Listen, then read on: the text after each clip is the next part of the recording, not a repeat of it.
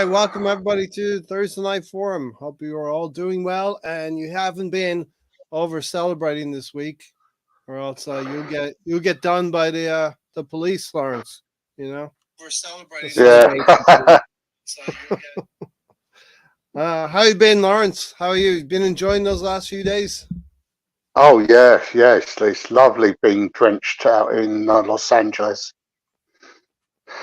watching cars float down the road.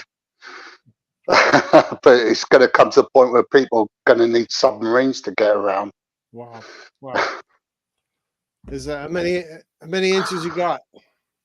Bit personal, isn't it? I think they said it was the average is 11 inches now. We've had so far over the last 3 days. Is that what they say? All right, we better start talking about football now, Stan. Right? The average was 9, but there you go. Times have changed. Yeah. How you been, Stan? Not bad. You Oh. know, there's a little bit of a tight lower back, but you know, can't complain. Keeping my head down and keeping out of trouble. Yeah. Well, you've been running down the sideline, high fiving and fist bumping everybody. Mate, I've been getting the red arrows flying by in formation. Every time we score a goal, I've got them flying over the house. The neighbours hate it. Well. Especially as we have to watch football at 4:30 in the morning, they hate it. Yeah. Oh, tell me about it. Well, you know, get right down the tunnel, Stan. You can't be celebrating. Get down the tunnel.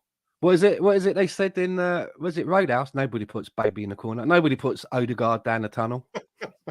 Nobody puts Odegaard down the tunnel, you know. So, hey, everybody, welcome down the tunnel of an Allison Blunderland. Yeah, I made that up all by myself, right? BX Gunner, good evening, everyone. Greetings, gentlemen, and the chat room, the assembled. Yeah, we mustn't over celebrate because we do have more games and Ray, Stan, Lawrence, hopefully a few more coming in as well. BX, Moss is in the house, and Brownie's in the house. So we got a few in here already. Hello. And listen, Stan might like this one. I went behind enemy lines during the week, Stan. You know. Oh yeah. What, you know what that means? No, not that enemy. My brethren, my Liverpool friends. You know. Oh, well, that's not enemy lines. That's like a sanctuary for you, isn't it? What are you doing? Reporting back?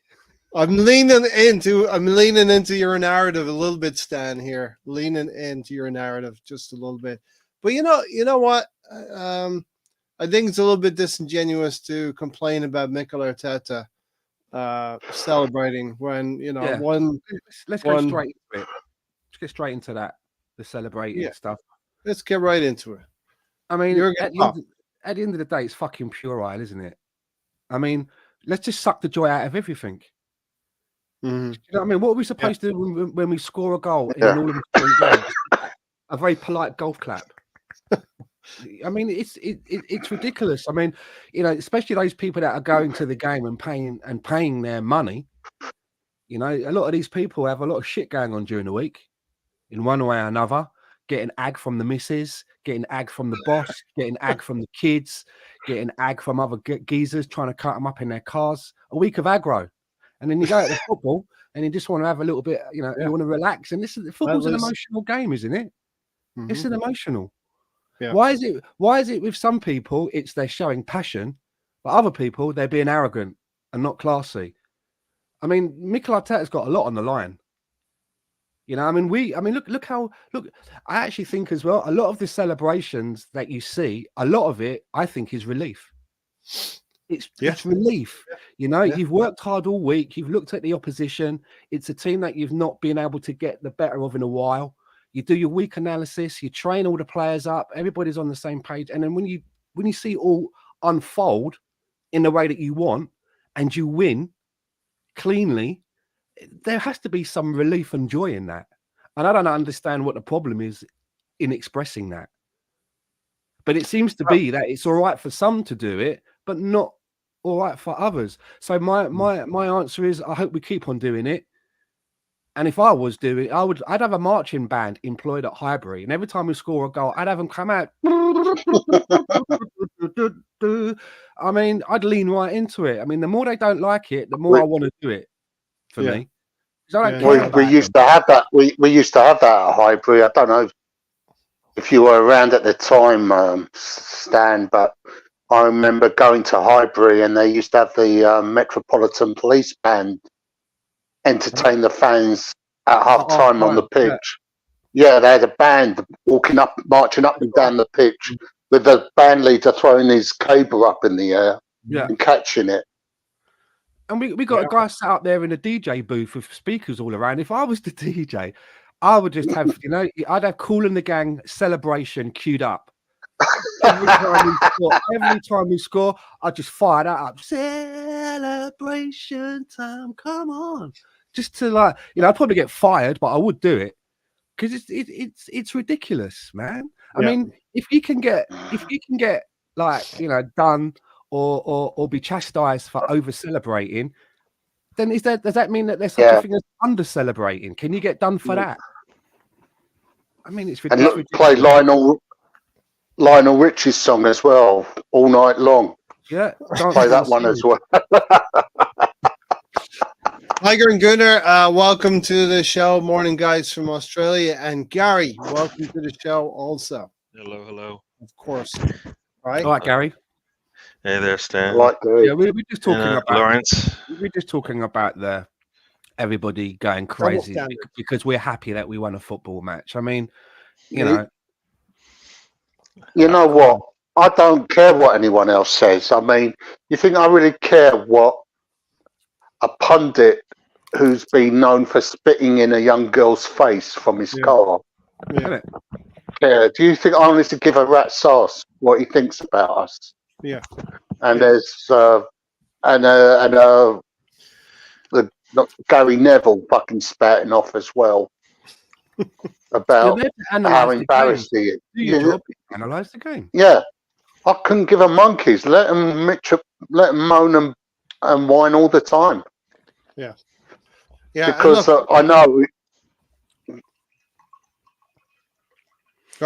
Because let them bitch and whine all the time, because I know we're getting under their skin, right? They don't like it when Arsenal are doing well. Yeah. As Gary says, they hate us because they ain't us, Gary. And as much as they hate us, that means we're doing a good thing, right? Every time they hate us, every time they want us to stop, that means we actually did something good. So, you know what? If we're getting 3 points and wins, and they're telling us, and they get mad at us, that's as they say, sweet music to our ears, because that's basically what it is. I mean, we can't win when we lose. We can't win when we win. We win. So you know what? As they say, screw it. Let's just keep winning. Yeah, at least we'll be happy. Damned if you do, damned if you can. Damned if you do, damned if you don't. Right? Yes. Listen, it's the media is one thing, but listen, I'm a little disappointed about some Liverpool podcasters, some Liverpool fans out there. I get it. You were supposed to go on and win the league at that point. You were the 5-point lead. You went to the Emirates and you didn't win a game because you didn't turn up, and you're disgusted and embarrassed about what you call a cringe situation with Mikel Arteta running down the sidelines. Well, I don't hear any Arsenal fans calling Klopp cringe when they were winning games and celebrating. Why are they making such a deal about Odegaard taking the picture of the photo? I mean, is that like moan worthy? Is it? I mean, Jesus. Yeah, I mean, don't be miserable, right?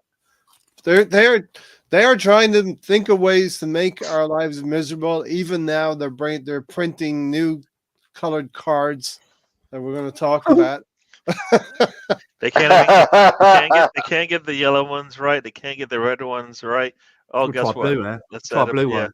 Maybe blue. Maybe we'll get right with the blue one. What do you? Yeah. We'll get into that one, Gary. Moss said Erdegaard, a fab idea to give a highlight to a long time loyal, awesome Gunner cameraman. Exactly. Cameraman never gets in the frame, Stan. Exactly, and it also just shows you where Martin Odegaard's head is. What a nice guy he is, right? He could just be thinking about himself, and but he's actually, thinking about others that do their little bit for the club and getting them involved. I don't see the problem. No, for me, it's quite endearing.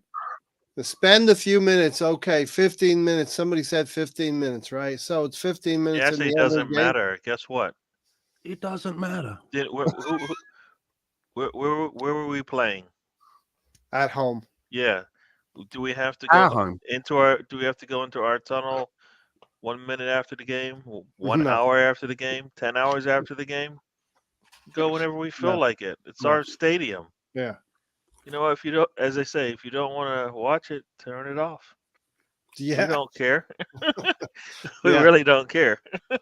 I did enjoy watching the reels of Liverpool YouTubers on the watch alongs and ups and downs, a roller coaster of the game.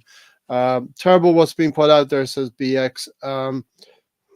Brownie said, remember Arteta was also an Everton captain, so he loved beating Liverpool, but also, a coach for Man City. And Liverpool fans probably don't take to Mikel Arteta because of those two things. What's the point of watching week in, week out, the joys of celebrating your team? This is, I tell Tony all the time, the season is a roller coaster. Do you agree with that? I mean, we'd like it to be very even, but the highs and lows of football are what you watch the thing for, right? Yeah, I mean, it'd be nice to win every week, but we all know that's never going to happen. It would be kind of boring as well if you win every week. But we're whoa! Speak for yourself. You wouldn't like my speak for yourself. You wouldn't like my FIFA Carissa. You'd hate it. I'll take. You know what? I'll try it. You know what? I'll try it. You know. I'm definitely open to it, Gary. I won't argue with you very much. The sportsmanship seems to mean something else nowadays. Sportsmanship. Look, we had Liverpool thinking they're going to climb in there in a title race with City and knock us out of it, and they don't feel like we're worthy. We are not worthy, Stan, to join City and Liverpool. Given to them. They think it's just a given. It doesn't work like that. And if Klopp's last memory of the Emirates is Mikel Arteta like sprinting down the touchline, pumping his fist, then I'm happy with that. Yeah, I'm very happy with that. Didn't Klopp run onto the pitch when Liverpool scored the last minute winner against Everton? And I hugged Alisson. Didn't hear anything about that, did you? No, that was passion.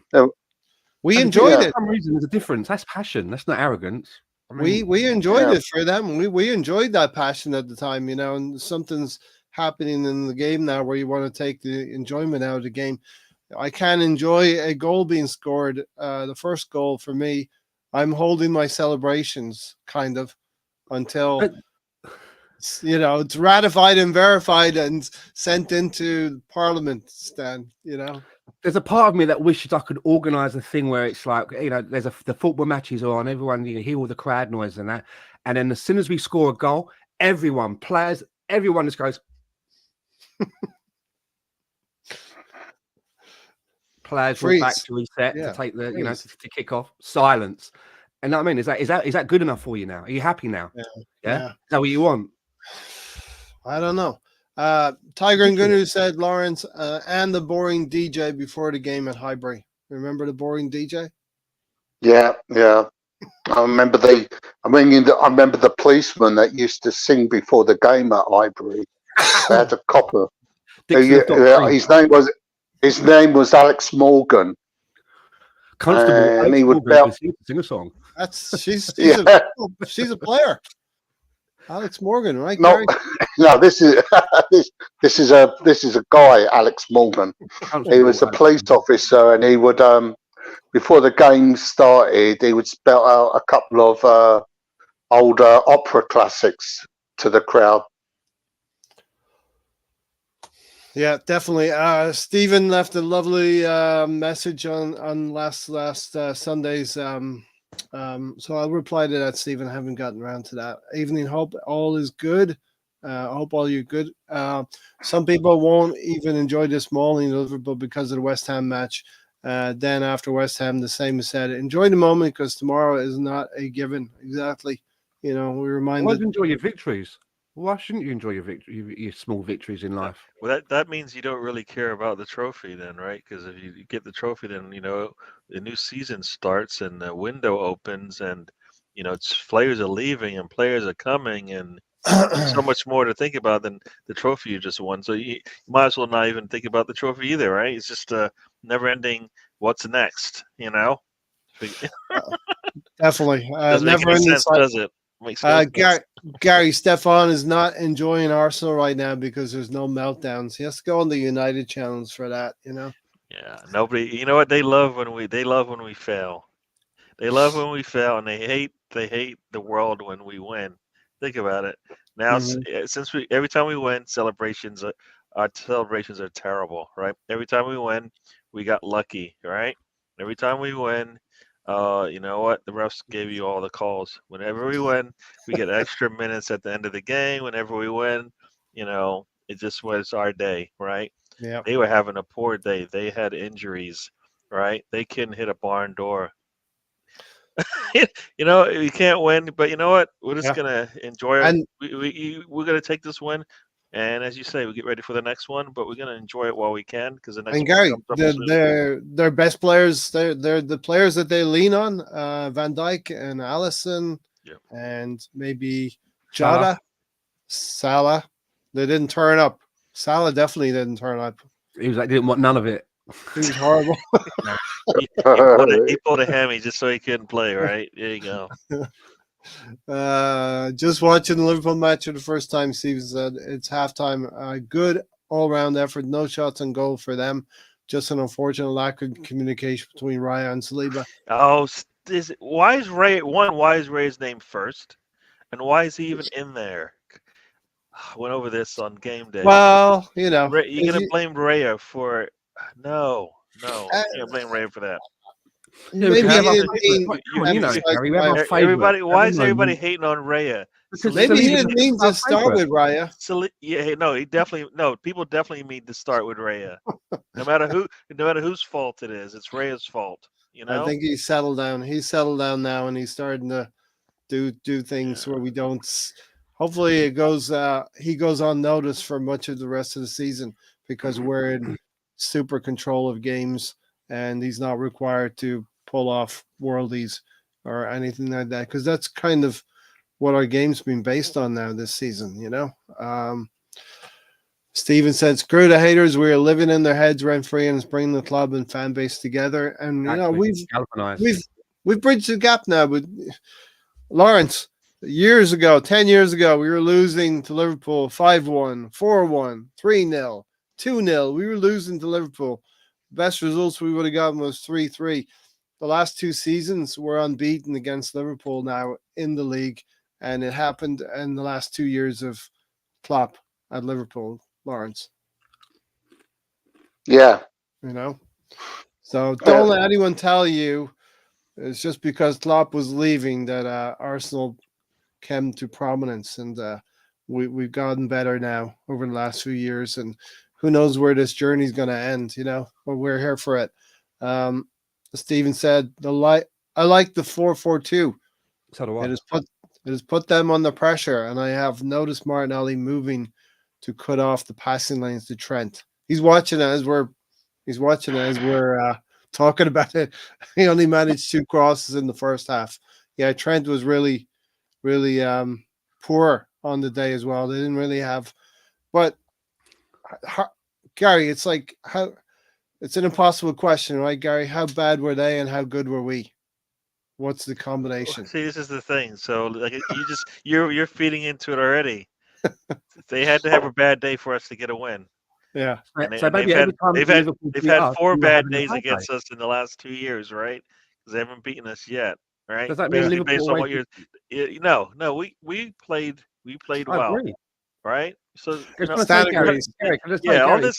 like us saying every time Liverpool played us before, they always got us on a bad day. So do you know what I mean? That's why we lost. Yeah, we held them to the lowest. We held them to the lowest expected goals for the whole season for them. Brownie said Highbury was a library anyway, so they needed all the help they could to get to create any kind of atmosphere, Obviously, you didn't go to Highbury that often. Only when Cardiff visited, which wasn't very often. They used to have the police band at Highbury. She played the USA. Yeah, Alex Morgan. Can you imagine having the law there?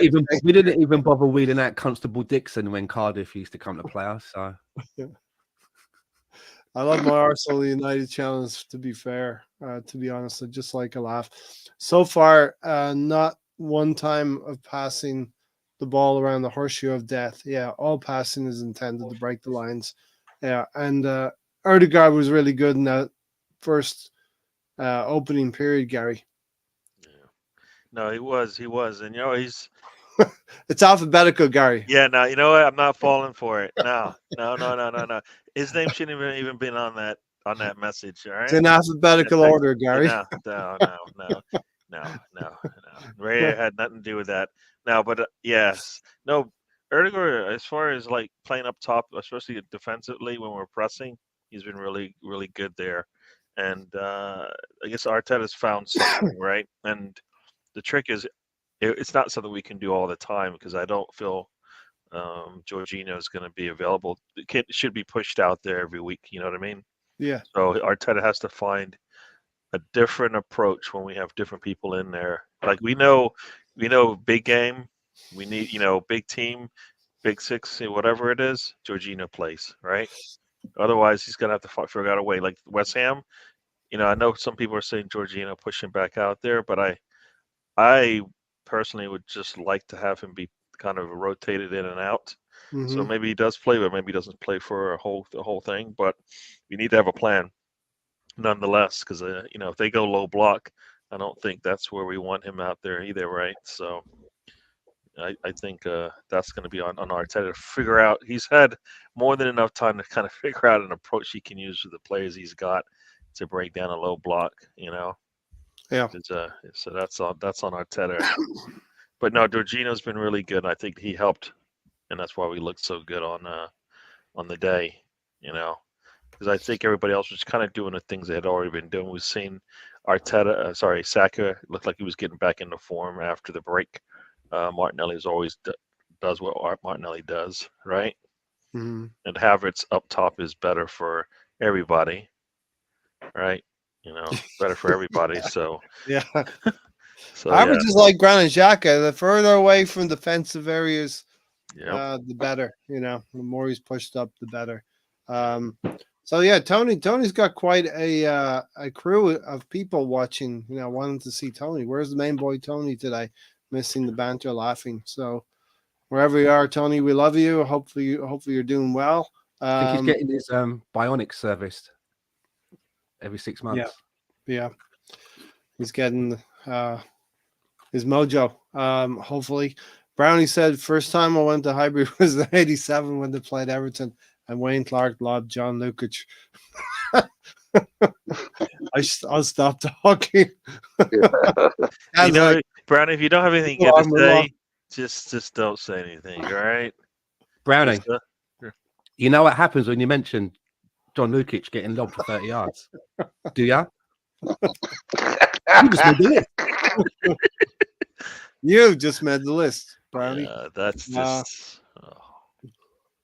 But Gary, Stan mentioned something earlier, and that celebration right at the end, precipitated by the final whistle, beating Liverpool, but also getting that third goal from Leandro Trossard, and what a fantastic move. I seem to remember Trossard doing the same thing against Brighton down that left-hand side, and ultimately Havertz scoring against Brighton.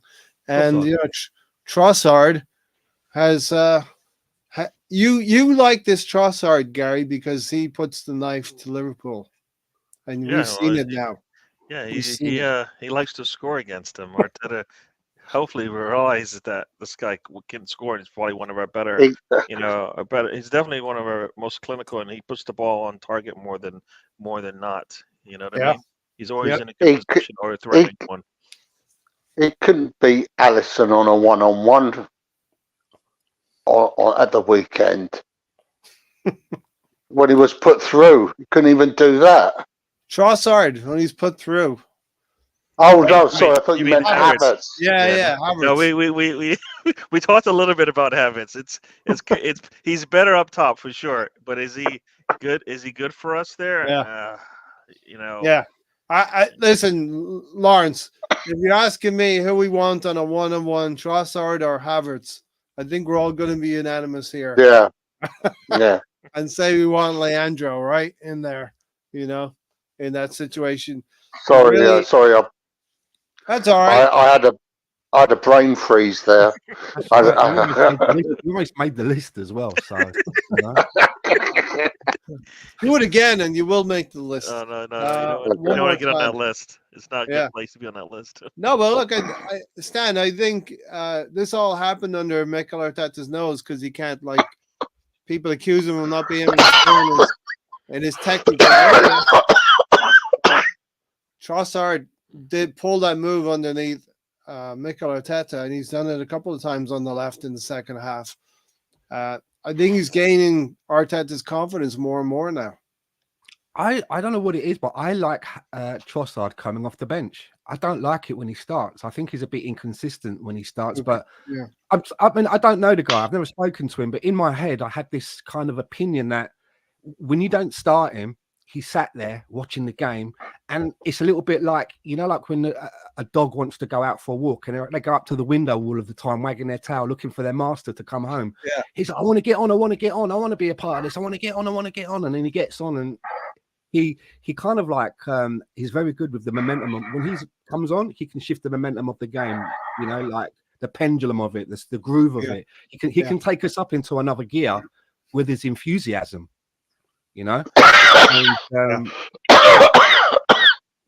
I think it's extremely useful to have a player that can come off the bench and be decisive. And we saw ESR do it a couple of seasons ago.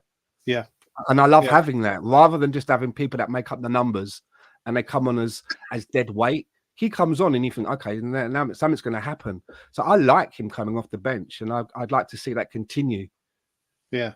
And then the management.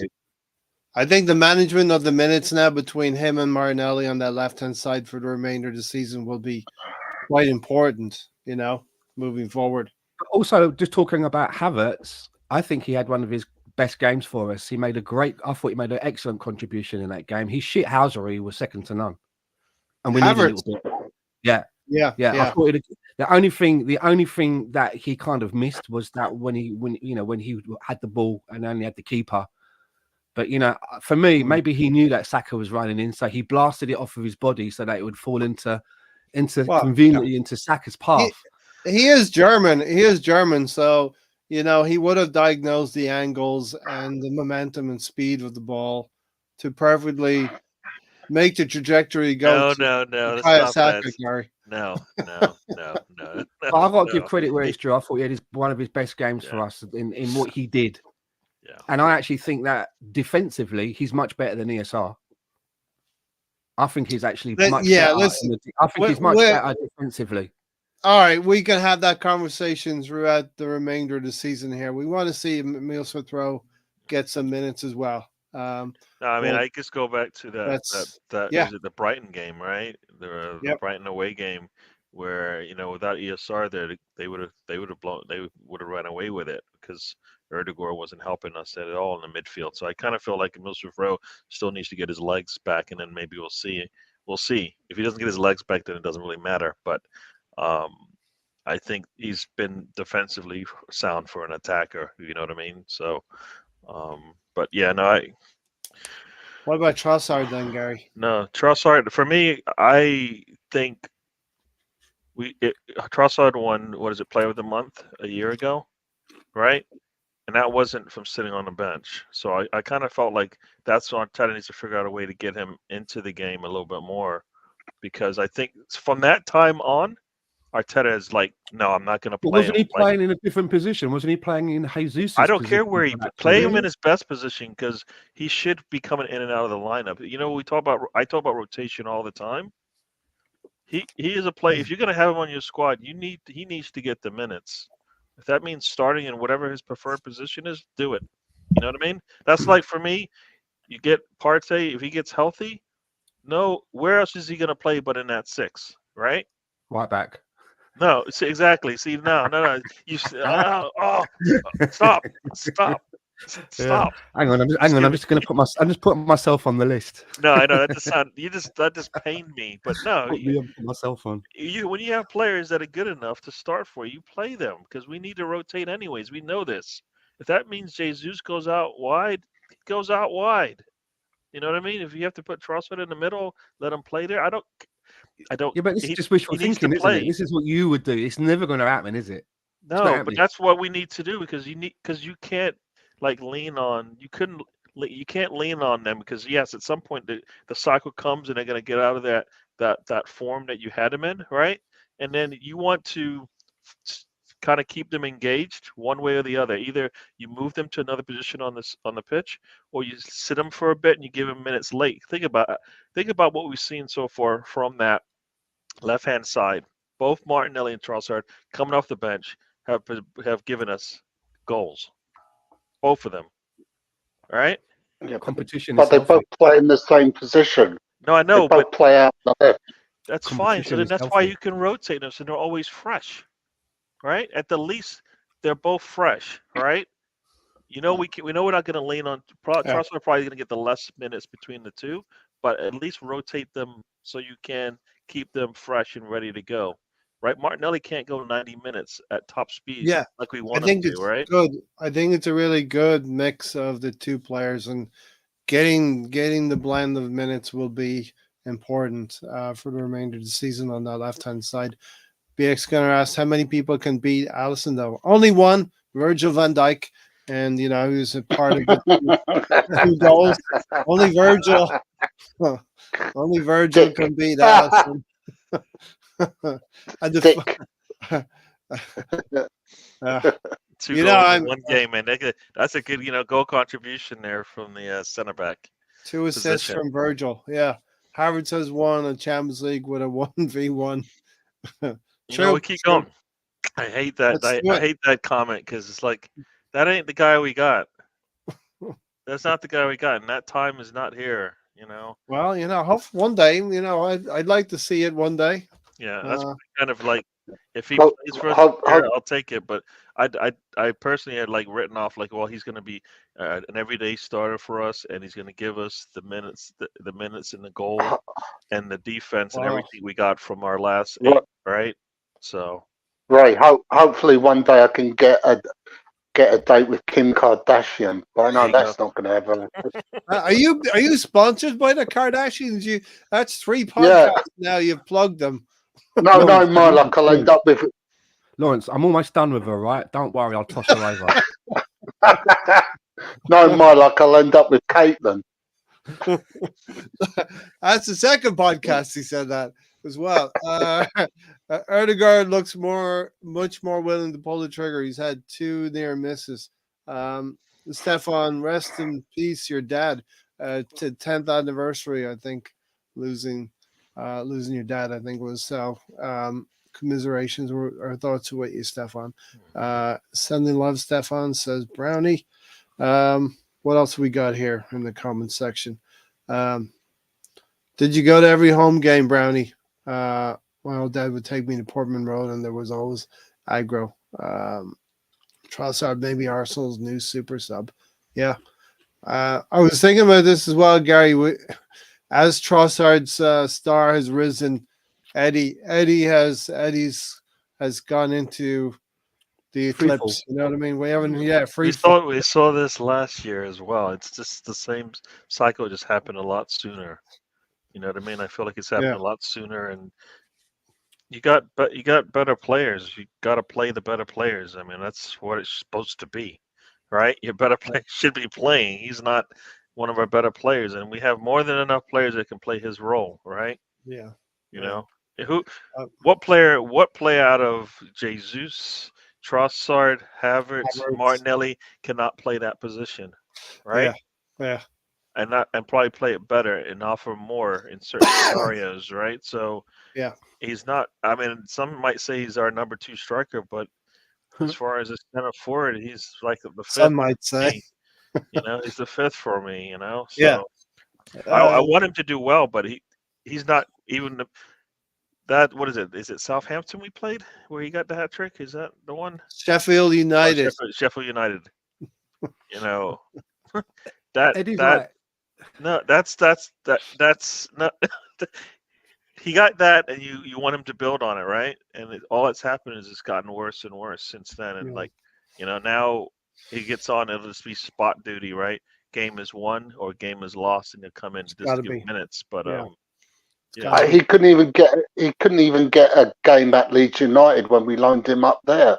Mm-hmm. I mean, he's like, whoever thought he can make it as a footballer, I'd like to meet them and find out what they saw. He's like, like when you watch a zombie show, and in the first episode, like one of the gangs, they get a scratch from the zombie, and you're like, it's only a matter of time, isn't it? You're just waiting for them to turn. 24 hours later, 36 hours later. It's going to happen, isn't it? Do you know what I mean? Yeah, and it's kind of like Eddie's been a dead man walking for a long time. We've got other players that seem to be in the higher pecking order. When Jesus is out, Eddie's not the go-to guy, is he? No. Yeah, he's not like, I mean, you're up now. He's like, no, stay seated. Like I said before, he's the longest-serving member of the first team. Yeah. He's been around the first team squad since 2016, 2017. I mean, you would think he'd be able to cement a spot in the first team, but he can't. Yeah. Stephen, watching the game, he's not liking all the yellows we're getting. We're starting to get into suspension zone for players already. And we talked about this on Sunday. We actually analyzed the yellow cards, and 3 of them were needless yellow cards out of the 6. A couple of time-wasting ones. I think Anthony Taylor lost control of the game, and of course, Liverpool fans are more annoyed with him than we are because of Konate. But we definitely got 2 yellows. We got 6 yellows, but they're concerned. They're like all up in arms because of the 2 red card. The 2 that they got. Right? No, they didn't get a red. They got 2 yellows. Yes, it equals a red, but they weren't given a red straight. Well, this is probably, Gary, this is the perfect juncture to talk about this blue card nonsense, right? I can tell by your demeanor you don't want to stay too long on this subject, Gary.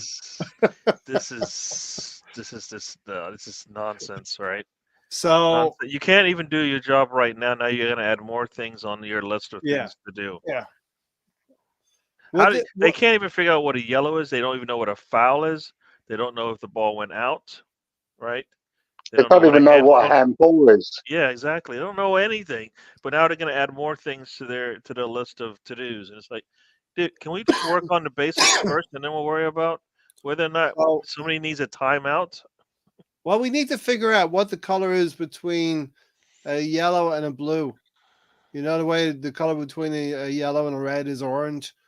Gary, what's the color between yellow and blue? Or the color between blue and red? So the pundits can say, no, this was a tangy color, tangy yellow, not a blue, But would Konate have been a blue card if that was applied now?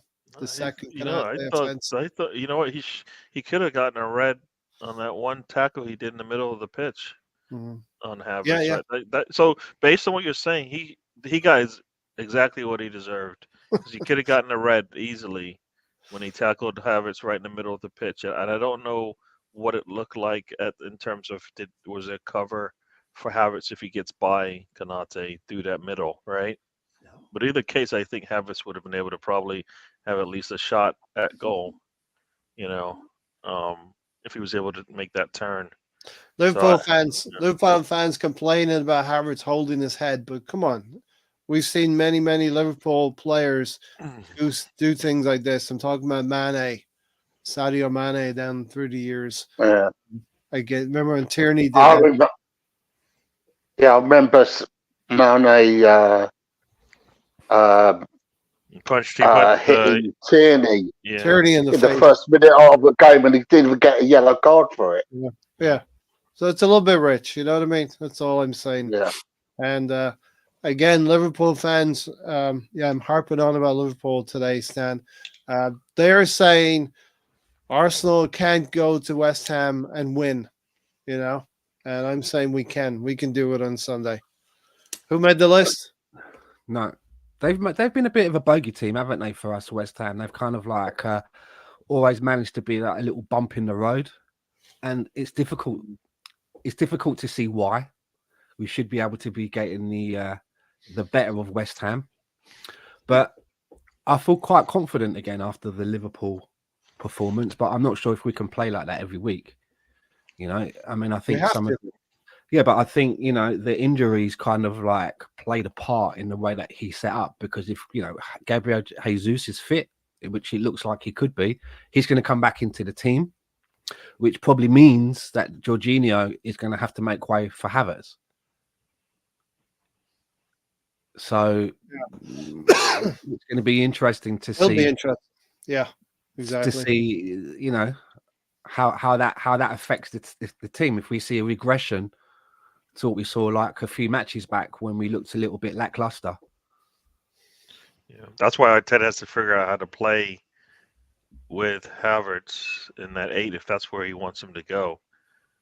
Or Emil Smith-Rowe needs to start to get him acclimated to that position a little bit more. You know what I mean? Because we need to be able to figure out how to break down these teams that are, you know, lower than us on the table and are threatened by our attack. Arteta still, I don't think he hasn't figured that out yet, and hopefully it doesn't take long because teams are going to play us like that. You know, you watch that Liverpool match and you're like, all right, well, I know I don't want to do that, so you know what? 8, 9, 10 players behind the ball. See how you figure that one out. We just have to be faster, man. We just have to be quicker with whatever we're going to do. Just be quicker about it. You know when you know before a match starts, you can, you know, you go on your phone and you can see the lineup and the formation. You know how they show you that on the phone with the someone in left 8. That's not necessarily how we go through the game, playing in that position. I sent you that picture the other day, didn't I, Ray? Yeah. And what formation were we playing? Well, you thought it was a 4-4-2, right? No, it was circled. Come on, don't even. I thought, come on, don't do me dirty on there. What formation was it? I'd like to think it was a 4-2-2-2, but it very much looked like a 4-4-2, Stan. I can't believe you did me dirty. I'm just winding you up. Come on. Can't we celebrate a win? But isn't that more like when we're in the defensive scheme that we're doing that than on the offensive one? What is this? It's a 4-4-2. That is a 4-4-2. But which way are we attacking there? Going to the... We're going from... What I'm trying to say is that what we do is quite fluid. You know, when we're off the ball and then when we're on the ball, the formations are different. It's not rigid. Right. You know, we have inversions going on and people having to shuffle into places and stuff like that, right?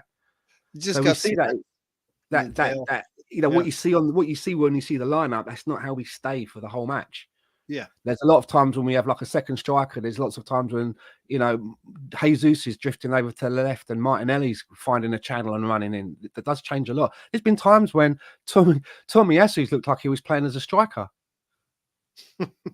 Yeah, he has been, and he inverted into that striking position, and you know, I am quite happy about the double pivot. I've been banging on about a double pivot. He fell over, bumped his head, had amnesia for a week, woke up and thought it was Marco van Basten. He's like, "Where's the penalty box?" And he's fit. You know what I mean? Wakes up and he's like, "I'm fit. I'm not injured." Eddie should never have been the go-to guy. He's just not good enough, says Stephen. Yeah, I don't think if we feature Eddie a lot, I can see lots of stalemate and lots of close games. Eddie's not even championship level. He's Arsenal's version of a Chelsea Mark Bosnich. Sits on his arse and earns the money. It's not even Sunday pub team level. Yeah. So, you know, you know, he's just not. I don't think he's the level for Arsenal, but I think there's other teams that he could probably forge quite a decent career. I mean, Danny Welbeck's still getting starts at Brighton, you know. Yeah, I like Danny Welbeck. That's not a dig, but I'm saying that I think Eddie could probably forge himself a better career away from Arsenal. I think that, you know, even though he may be Arsenal, he's been there with us for a long time. As you pointed out, Lawrence, he's had ample opportunity to cement his place, and he's supposed to be the backup striker, and that doesn't appear to be the case. When Jesus is out, Eddie's like, no, not yet, mate. Sit down. Not around. Yeah. Yeah. I mean, There's somebody else. comparing Welbeck, There's two other players that are comparing Welbeck to Nketiah, I know, is sacrilege. It's not. I mean, at least Welbeck was skillful. At least he banged in a few goals for us. Hmm. Yeah. You know. Yeah. We No, want Eddie to like be you said, that I think Did he ever score a hat I mean, trick? this is where tough love comes in. Arsenal, like if you're really Tough love. looking That out was for the shit out of him. if you're really looking out for your players and their careers and whatnot, yeah, at some point you're gonna have to tell Nketiah, look, your best bet is to go somewhere else, Mhm. and it can't be all about the money because you're gonna get the money, right? Maybe you don't get it all at once. Maybe you get it because you have a longer career somewhere else. But I'll tell you what, Gary. you're not gonna get it here. It's gonna be a tough message. The move to Crystal Palace. We paid him that. We gave him that contract. He's got every right to want to get his. No, he does. his But if he thing, doesn't you know? play, it's not good for his career. The And, move, the move to eventually- Crystal Palace, Gary. We've been be talking playing about this for a while. Eddie's like, you know what? They'll still be playing football in a couple of years' time, so I moved then. It's not like football won't be around anymore. So yeah, but he'll be like it's like the elephant graveyard. You Winston just be sitting Bogart. around. He'll be sitting around, and his career, his legs and everything will be dying because he doesn't play. I think he could That's the do. part that I don't. That's where I'm like, it's better for you to go. Like you're gonna make that money back. I have no doubt about it. Yeah. But still, it doesn't have to be Arsenal's money. I think he could do quite well at Crystal Palace if that move ever happens and he goes to Crystal Palace. They don't have a player who can score goals for them, and he could get probably 10 goals a season, 10, 12 goals a season. What amazes me, he got into the England squad. Yeah. I mean, how did he manage to get into that? Yeah. I mean, is it because he plays for a London-based team? You know what? I don't know. I think he hasn't. He's not like a British player yet. If I was him, I don't know if I would want to be part of the English squad if I was him because he's not going to get to play there either. You know what I mean? Mm-hmm. I think he can still. Is it Ghana? I think he can go play for or whatever. Nigeria. Nigeria, one of those two. I can't remember. Yep. But you know what? I'm like, for your career, and I'm talking about longevity now, not like, he's been sitting around not playing and just sitting around not playing. That weighs on you as well. So, yeah. I mean, whatever. Hey, right. He's going to want to go play somewhere, Gary, eventually, Yep. Okay, Stephen is still watching the game here. He didn't have the turkey. Don't spoil the scoreline, Gary. Don't tell him. Don't tell him who won. Wow, just saw the Marinelli goal. He was not giving up on anything today. Nice bump on Virgil to cause the mix-up and get space. Take a shot. And these are the things that Liverpool used to be doing this to us. You see there as well, that defenders make mistakes. Virgil van Dijk, is one of the best that there is. They make mistakes. Goalkeepers make mistakes. Alisson Becker is one of the best that there is. So, we shouldn't always sometimes put some of our defenders and the goalkeeper under the microscope because they're in that position where they can make mistakes. And William Saliba, I know William Saliba's made a couple of mistakes in the last couple of matches. Yeah. He has. Yeah. But it doesn't mean that I want to nail him to a cross or take him out into the town square, put him in stocks and throw cabbages at him. He's a young kid. He's 22 and he's been a Rolls Royce for us, and he's definitely looks like he's ahead of his time. So he's gonna make mistakes because he's still learning the game. I bet when you're in those positions, like it's no different than if you're sitting on the front line, right? The only difference between the front line and the back line is on the front line you miss you can't hit a barn door, and on the back line you may give up a goal. They both cost you goals, either for or against. So it's because that's what we saw from Martinelli and Saka for the early part of this year, right? This season.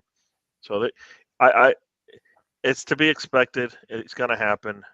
There are slips. You make slips. We've seen the best players in the world make slips, and then they're in trouble. So I bet, it's as you said, when the consistency is there, you don't care about a blip once in a while, right? That was a blip, and hopefully, this is where also I think the fact that we don't have a true backup to our center backs comes into play.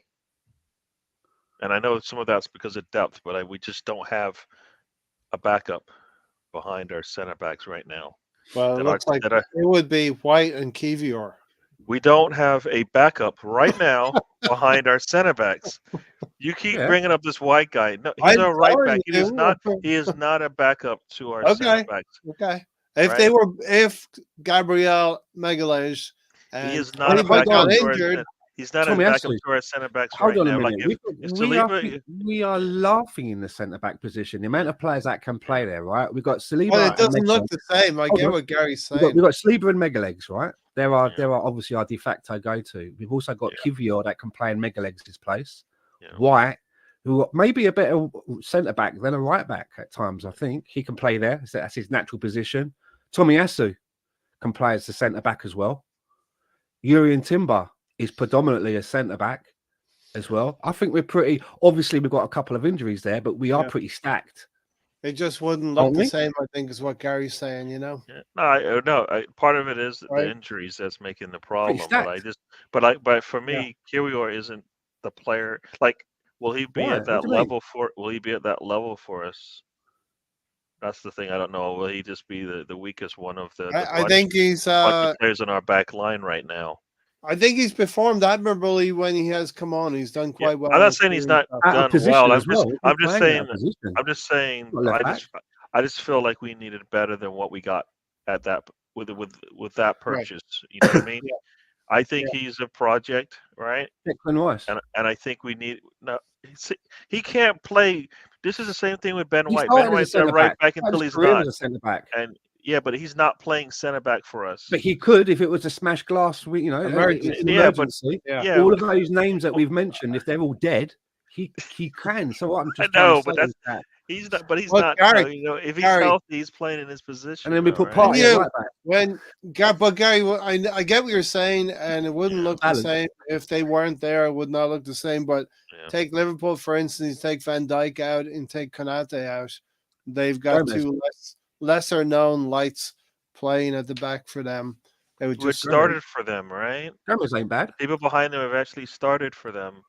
Gomez used to be a backups right now. Yeah, right? They've been with them for a while, so they're more seasoned. There's no trying to vet them into that position in the Premier League. That's what I'm saying. Like, he is a young player still. He might get there. Yeah. Like I said, at that point, I thought we were just going to get a more solid backup. Like, we got the Charleston and Jorginho in the middle midfield in the front line. We needed somebody like that in that center back position as well, right? Yep. And Kiwior was a young player, so that's the only thing I'm saying. He might get there, but I just think right now you're seeing at least for me the Saliba kind of wearing down and not being where we want him to be. And we have no answers to push him to the bench. Do you think those mistakes are part of him wearing down this season? I think Saliba. I think so. Yeah, back-to-back games, giving up goals like that. Yeah, okay. Interesting. Yeah. What's the difference between that and Saka, not trying to attack the fullback, right? When he's got him one-on-one, not wanting to take him at all. I mean, at some point. They show you, right? Interesting. Stan, you were going to go... Yeah, I think for Kivior, he's doing what I wish Teabag would have done. Like, the time that he's been with us now, coming over from a different country in a different league, you see now that he's beginning to look like he's getting more confidence. The manager is starting to use him more. And I think that he's now starting to find his level and plateau, and we've seen what he's really like. And as BX said, he is a mainstay in the Poland team, and I think that he would walk into any other team. And I think that we're now just starting to get it out of him. Right. Whereas with Teabag, I'm quite worried. Everybody knows I fly a flag He's for the got that guy. injury. And he's like my pet project. But we paid 35 million for him, and to me, I would be expecting him now. Settling time and all of that, notwithstanding, moving families and all that, I would be expecting him now to be, knocking on the door for a starting place. But he's not. Yeah. It looks like he's far away from that. It could be an injury hit season for him this season. Steven is liking Martinelli bumping into Virgil, and that's something I think Arsenal players didn't have that streak in them in the previous years, and maybe we're starting to develop that streak a little bit. Martinelli's put in like a crafty little nudge on Virgil van Dijk, putting him off and getting the goal. Yeah, I mean, he's what's the word? He's a defender's nightmare. Yeah, tenacious. Yeah, doesn't stop running, keeps attacking him, and Trent was not at the races on Sunday. Stan, two goals against Crystal Palace seem like training ground goals from Martinelli. He, this is put on a plate for him to score against Liverpool, but 3 goals in 3 games. Martinelli is scoring again, Yeah, and I've said this a few times on this broadcast that I think in any other big team, Martinelli still wouldn't be a starter. He'd probably still be going through a Garnacho phase. You see the way that Garnacho is being used at United? That's how Martinelli would probably be used if he was playing for United, Man City, Liverpool, not starting every week. And when you start every week and you're young, you're going to see some inconsistencies, purple patches, going out of form. So we've chosen that path, haven't we? We've decided to go with youth. And there are a number of our players which are young that start every week. And we have to keep playing through that pain because we're light when it comes to decent backups. And I think as well, now that Martinelli is seeing that Trossard is, being competitive for that place and vice versa, that can only be good for both players to raise their game. You've got Martinelli, who's been relegated to the bench in a match, and Trossard starts. He's going to be chomping at the bit to get on, so that he can play well, and the manager might choose him to start in the next game. Mm-hmm. So it's healthy, very healthy. I hope they flip flop that a little bit, where Trossard will start, and then Martinelli comes on with lightning pace. It would be nice if we also had that kind of variety and competitiveness on the right hand side. But we don't. I mean, there's a player there, but it's just the difference in quality is going to show between Saka and Nelson out there, or Jesus. Steven's liking that we haven't had Zinchenko and now Kivior inverting. It's giving us width in defense, and Liverpool are finding it hard to get in on the left. And that was a feature of Sunday's game, where Zinchenko stayed at home a lot, and we looked more solid, obviously, at the back. He needs to move on to another league. That's Eddie. Germany, MLS, Portugal, Holland. There's a bunch of leagues that can suit him. There we go. Let me catch up a little bit. Declan Rice. Here we go. Cabbages are more expensive, says Stefan. Saliba, Gabriel, KVR, White, and Tomiyasu. Well, yeah, Gary, we really need to. We didn't like what we saw last season with Saliba getting injured, Tomiyasu getting injured, and let's hope that lightning does not strike twice in the same place. Declan Rice is the top centre back. He came through at West Ham, centre back. Well, he could play there, but it's not like something we would want to have to do. If we get to a Champions League quarterfinal and we have an injury and we have to put Declan Rice at the back, then we're losing something in midfield, Gary. No, I mean when Saka came through, and I mentioned this a long time ago. I was like, well, he can play as a fullback. No, but his best position is the right wing. It's like, all right, well then, similar thing when you play him in a different position, you kind of weaken your other spots. I get that, but no, I'm saying in a pinch, definitely. In a pinch, you play your best player. You bring all your best players, get them on the pitch. Doesn't matter where you play them. Yeah.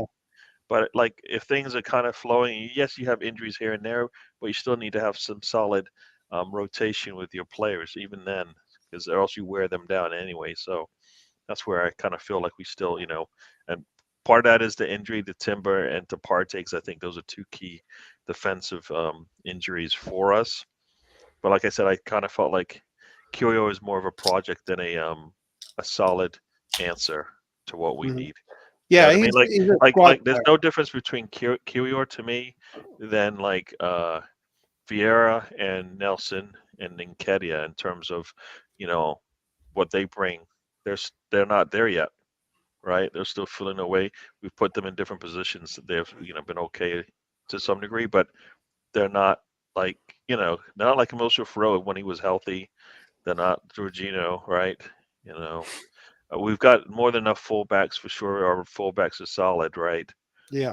And so far we've not been able to keep enough of them healthy to actually be able to rotate them in and out of the lineup at different positions on that back line. So it's a problem, and maybe What they say a good problem, right? It's a good problem for the manager to solve. How did Kivior get so wide open for that header? That caught Liverpool by surprise. I'd like to see one of those sneaky headers ghosting in like Alan Smith in Anfield in '89. Raya coming alive and developing that great relationship with Martinelli is helping. Yeah. Martinelli once again putting Liverpool to the sword again. He scored 3 goals over the last 2 seasons against Liverpool as well. Raya was responsible for at least Raya coming alive and developing that great relationship with Martinelli is helping. Timber can play center back. I always regret it. We didn't sign Ake. I think Timber is similar, but maybe better pushing forward and breaking through the lines. We'll go back to that one, Gary, where we haven't really seen enough. We think we like what we see from Timber, but we need more. Kivior is a man where the others were children. LOL. We need to see more of Timber this season. But our children are playing much better. So that's the thing, right? I mean, you're talking about our children, but like Saliba is one of our children. Saka is one of those children. Martini is one of those children. So it's it's I guess it's relative to the player for sure. Steven's getting toward the end of the game here. What a stupid yellow card by Kanata. I think it was just one of those tired challenges from a defender high up the field. 87th minute. He just didn't want to turn around and chase Havertz into midfield there and took a risk and took an early bath. Is Partey out for the season? I don't care anymore. I'm he's on his way out. He's gone at the end of this season. Yeah, and look, hopefully we can get a decent fee for him. I'm not putting any eggs into his basket at all. None, not one. So what do you think? If he's spitting, he turns up, yay! But I'm not like I'm not.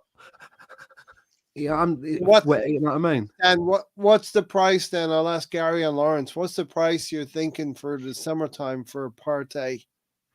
Saudi Arabia, 100 million. That'd be nice. I don't think we're gonna get our best money if we sell him to a European team, right? I'll sell for 30, Gary. Will I get 30? I don't think Why can't he get 35? What do we pay? Because the same reason why we can't get him to play 30 games for us. He's not available. It's just not, That's their problem. Whoever buys him, that's up to them. I don't know. Yeah, but but what? Who will replace? You gotta pick a team that doesn't even look at football at all, right? You gotta be the Ben Whites of the footballing world. They just don't watch football, I can literally see us delivering him to his next club, and he's like on the gurney in traction, with his leg all bandaged up and everything. He's all right. He's all right. He's He'll be fine. He's good. He's just don't you think? Don't you think it's strange? He never got injured when he was playing for Atletico Madrid. Yeah, Yes, as soon as he comes out, he's spent more time it's on a strange. stretcher. Yep. It's just I said that. I said that, and someone's answer was that at Atletico. I never watched him at Here's Atletico Stefan. Madrid, but they said the reason was he'd always play maybe about 70 minutes. I don't know if that's Thank true. you, I don't know if that affects his game, but that was the answer I got. Yeah. He never got and he had a better midfield around him at Atletico as well. But these are excuses, right? Yeah. Who will replace Partey? They are, but they're not. Yeah. If you do your research on a player and you notice they never finish 90 minutes, and you bring them to your league, which is supposed to be tougher, and then ask them to do 90 minutes, then that's on you. Right. Maybe And something to do with training as well. Who knows? Maybe the training regime doesn't suit some players. No, see right there, like Simeone knew how to use them, and that's the thing. A lot of these are what I call, seasoned veteran managers play their players at their optimal, and sometimes when they leave and go elsewhere, you try to do something different with them, and then you find out why. BX says that he wasn't a nailed-on starter and came off the bench, so I didn't know that. I don't watch that league, so they kind of rotated him in and out the lineup, which is what I've always wanted from Arteta, anyways, because you got to keep your players fresh, and in some cases, keep them available. And the only way to do that, rotating with who? Who are we going to back there? El Nene. It will rotate him anyways because he gets injured. So when you say rotate, there's no difference between him being out of the lineup to recover than him being out of the lineup to that's our fault, isn't it? Recover from having an adequate pair where we could do what you're saying. Yeah. Because the alternatives was a huge drop off, isn't it? But no, I don't think any. He came in as a chosen one. Yeah, most teams can't You were the chosen one, Anakin. Sorry. Yeah. No, I think most teams have to rotate. We can't all get like the perfect players, like City. High ground. Legs are chopped off now. Yeah. So Tiger and Gunnar. The word is Partey will be back shortly, but don't hold your breath. Do not hold your breath. But you named a different set of players beforehand, Gary. Not our best players. You said Fabio. That was different. That was a different statement. So when I named our better players, it's because of somebody was telling me that it's because of their age, and I'm saying, look, we have players at that age that are really good, considered really good in the Premier League. So that was a different statement. Okay, Michael. The word on the street is Zubimendi. Zubimendi is the word on the street for Partey. Stan. I was just going to say, sometimes when you think of a player that doesn't play for you anymore after you've sold them, you hear their name and you get that first image. With me, Thomas Partey is always going to be him trying to hobble off the pitch, and Mikel Arteta just going, no, I'm pushing him back. You need to replace that with the goal against Tottenham in the derby. I just always think of that. I just like what was going on there. You got to replace those memories, Stan. But that's the telling one. We only got one glimpse of Partey and Partey going, I'm injured. We had 4 seasons, and we've had one season where we got the best out of him, and then it just crashed and burned with 10. Remember that during the season, right? You remember that shot last season in Derby at White Hart Lane? It hit the upright. He really hit that ball. I mean, what I saw live, the goal. He's a good footballer. No, last season. That's the annoying thing. One I saw live. You mean that one? I saw that one as well. It was even better. No, yeah. I saw it live. I know. You're name dropping. You're literally name dropping. I was there. That was what I saw Partey. I'm like, that's the Partey we want. The year is. We're gonna get it. You don't know we're gonna get if we let him rotate in and out the lineup. The year is 2775. Buck Rogers, Ray, and Gary are still podcasting. And Zubimendi. Gary is telling me he saw that live in the year 2075. No, it was a good memory, Gary. Yeah, definitely. Seeing Thomas Partey scoring in the London Derby. I don't think we dodged a bullet with these players. They just offered us something different. I think for me, Basuma and Caicedo, they offered us potential. Modric, man. Maybe Mudrick might be the one we missed, but I think Basuma and Casado, they offered us potential at that Anthony. position, but they didn't offer us leadership, right? And that's the thing that we needed. And Rice has He's done bad, that. man. Douglas Luiz would have been perfect. And when they were looking to get him in, I was like, you know what? Whenever we're sitting here and we're like, this is a sign, right? Because El Neni got injured just before the start of the season or whatever, and it was like, well, we have no number sixes now because Partey and El Neni are both out, and they're like Jorginho. looking at Douglas Luiz. All I'm I'm gonna like, say. and I'm like, go get him then. That's like you know what? When the football gods give you a sign, right? The football god said, look, I know you don't want to do this, but I'm going to show you why you should, right? Yeah. We didn't heed the warning. We had Douglas Luiz in there. You know, maybe we wouldn't have Jorginho, but we would have a player. Well, I remember we were linked with Tielemans for a while, and it was like a done deal. The next thing I hear, we signed Hold Vieira. up your hand, Stan. Come on, hold your hand up, Stan.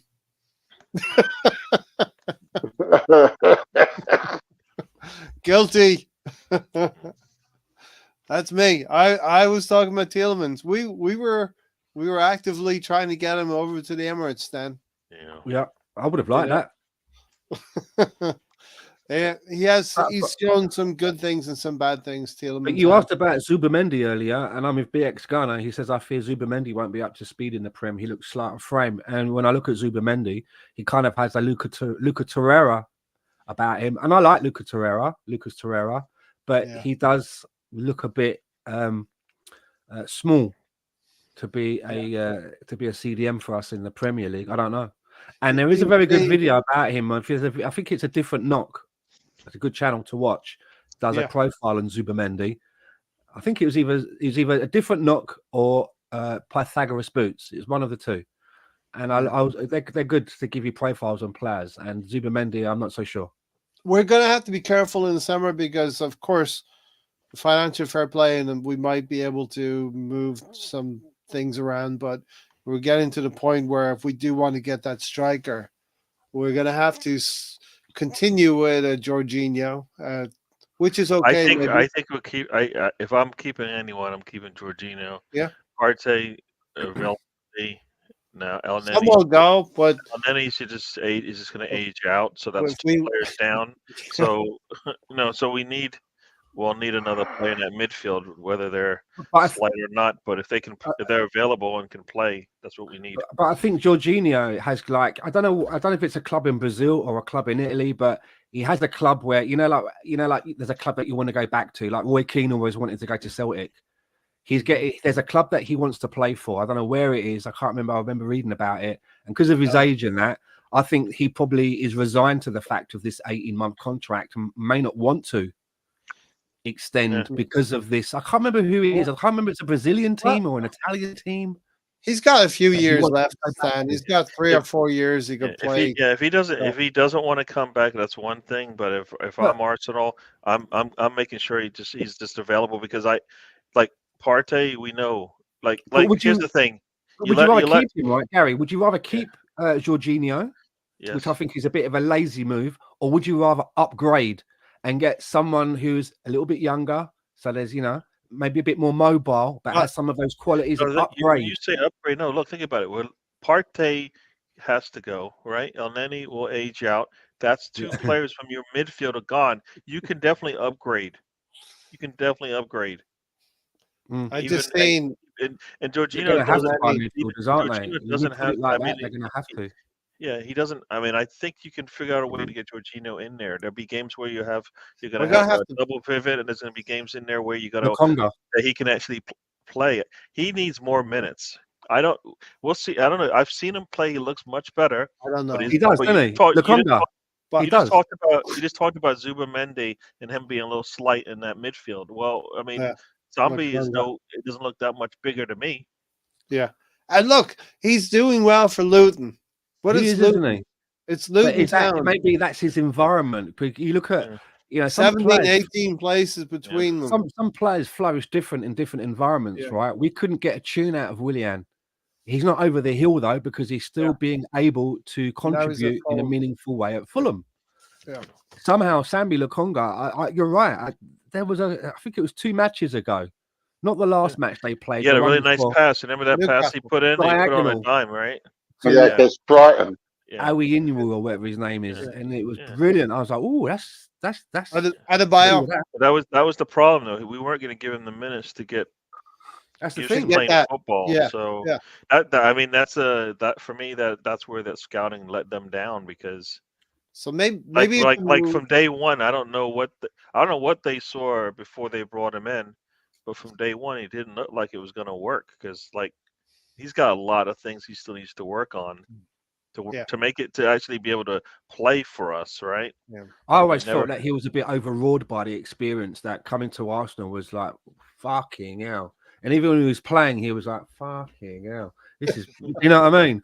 Maybe he needs to get eased into it. And, maybe at Luton is a good way to get eased into the Premier League. But I remember I read something this week, and I can't remember it, but they were trying to say that he still wants to fight for a place at Arsenal. He still believes that he wants to make it at Arsenal. He's not saying, I want to move away. I want to stay here. Or I want to go back to Belgium. He's still talking about fighting for his place at Arsenal. And that's good to hear.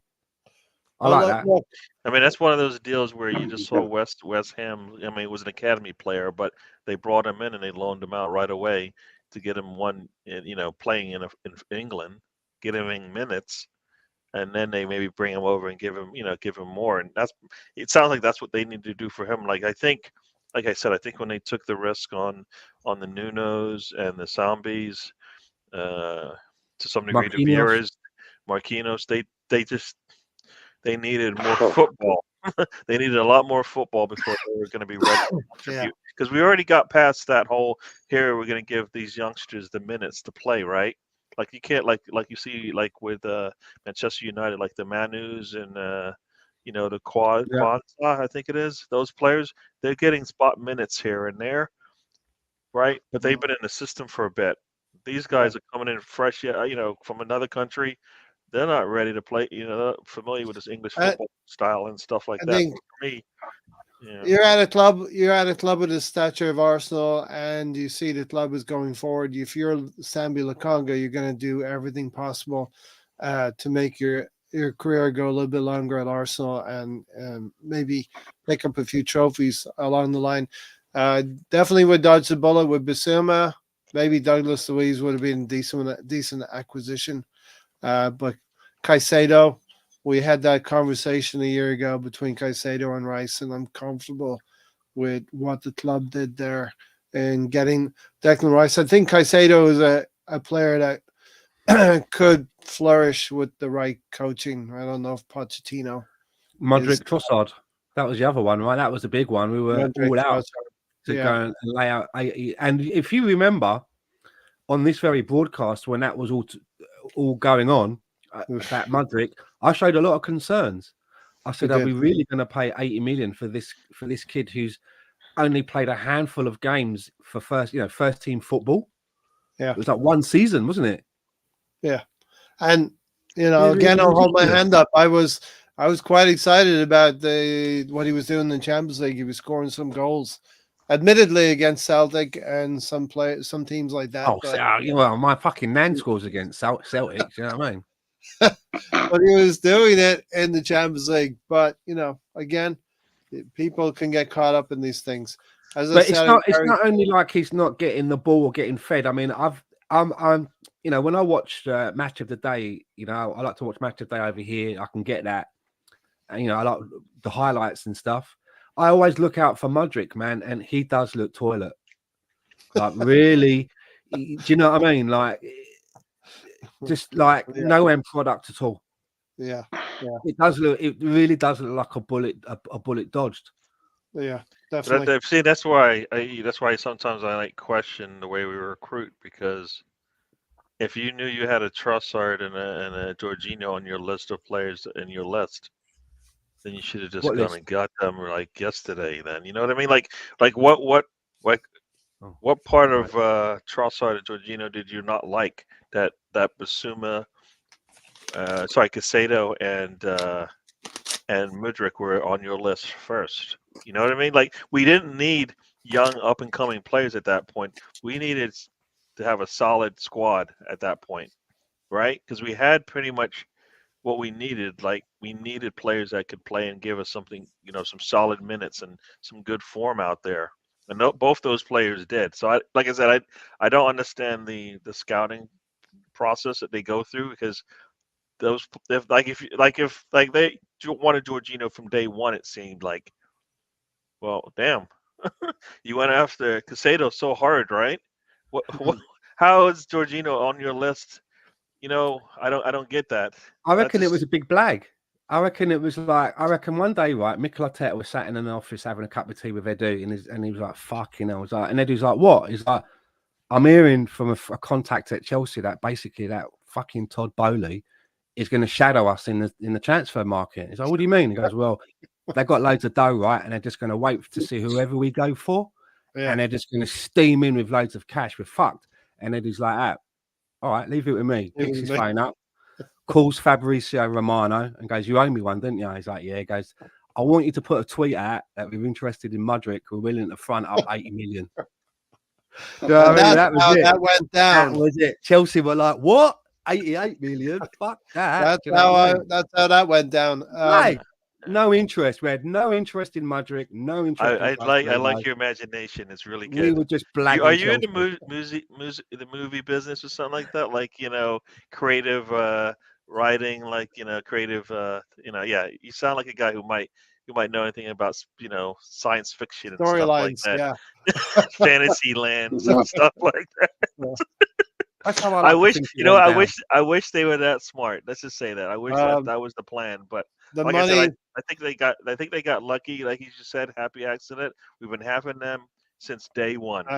Since day one of Edu and Arteta, happy accidents all around. And we've been we've been getting the best out of it every time. I love Stan's happy accidents when they are Arsenal related. The money is not out there to spend, only within the Premier League, says Stevens. So yeah, maybe... I think. Well, you see it like what? How many deals like in January? Like the summer is going to be the same. People are going to want to get their books right before they start purchasing. Like what? How many €100 million players you think are going to be sold this summer? Hang on, BX Gunner says it was a classic storage wars overbidding tactic. Storage wars, yeah. I think Tottenham had storage locker. 50 million. I think Tottenham spent 75% of the transfer window in January. I think they spent a decent amount of money. And Timo Werner may be like the best January signing. God, it's crazy. Yeah, I'd take Douglas Luiz. 35 for Partey. Maybe Arteta still likes Douglas Luiz. I take him and Tony, but that's a few bob. And I think we're going to have to be careful. Outgoings are going to have to fund the incomings. And if we want to get a striker, which we desperately need. More than enough outgoings, right? Ramsdale isn't staying. Partey isn't we'll have staying. A few. El Neni will be gone. Cedric will be gone. I think Jorginho is right? going to be gone as well. Right. So Cedric will be gone. I mean, we're gonna have at least 5 players that either gone and save us money on our salary or bring in money for transfers. Yeah. So. Cedric will be there to the last second of his contract. He'll be literally standing there with a watch and he'll be like counting down the. Well, boom! Yeah, that's it. I'm done. See you, everyone. Cedric is the modern day Robert Pires, in that he's going to stay at the club as long as he can. Hang out in the changing rooms. Trossard just met Elliott, and I think it was Luis Diaz. No complete amateurs for that third goal. And that's the value of Trossard. Late in games as well. I seem to remember him holding the ball up against Nottingham Forest in the final minutes of the game as well. So Trossard is this is time of year. He had all those assists last season as well, coming into April, March, April. So, Can I? Yeah. Can I just mention something? Yeah. That message that was just texted about Trent Alexander-Arnold and Elliott. Yeah. Trent was substituted before the goal went in. Yeah. And I remember, It was Diaz Hmm. that was left. You know, And Elliot you too. know, Yeah, Elliot.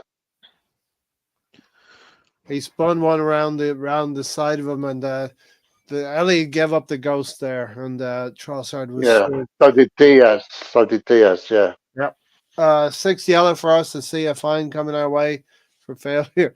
Failure to control our players. We were really out of order, weren't we, Gary? Well, if that's the case, then we're in trouble because we're going to get 6 yellows in the many games. Then if they know they don't 6 even have, yellows and 5 you know, blues and that 4 reds. that throw-in took like 5 I don't- seconds yellow. You know what I mean? Like, Yeah, crazy, ridiculous.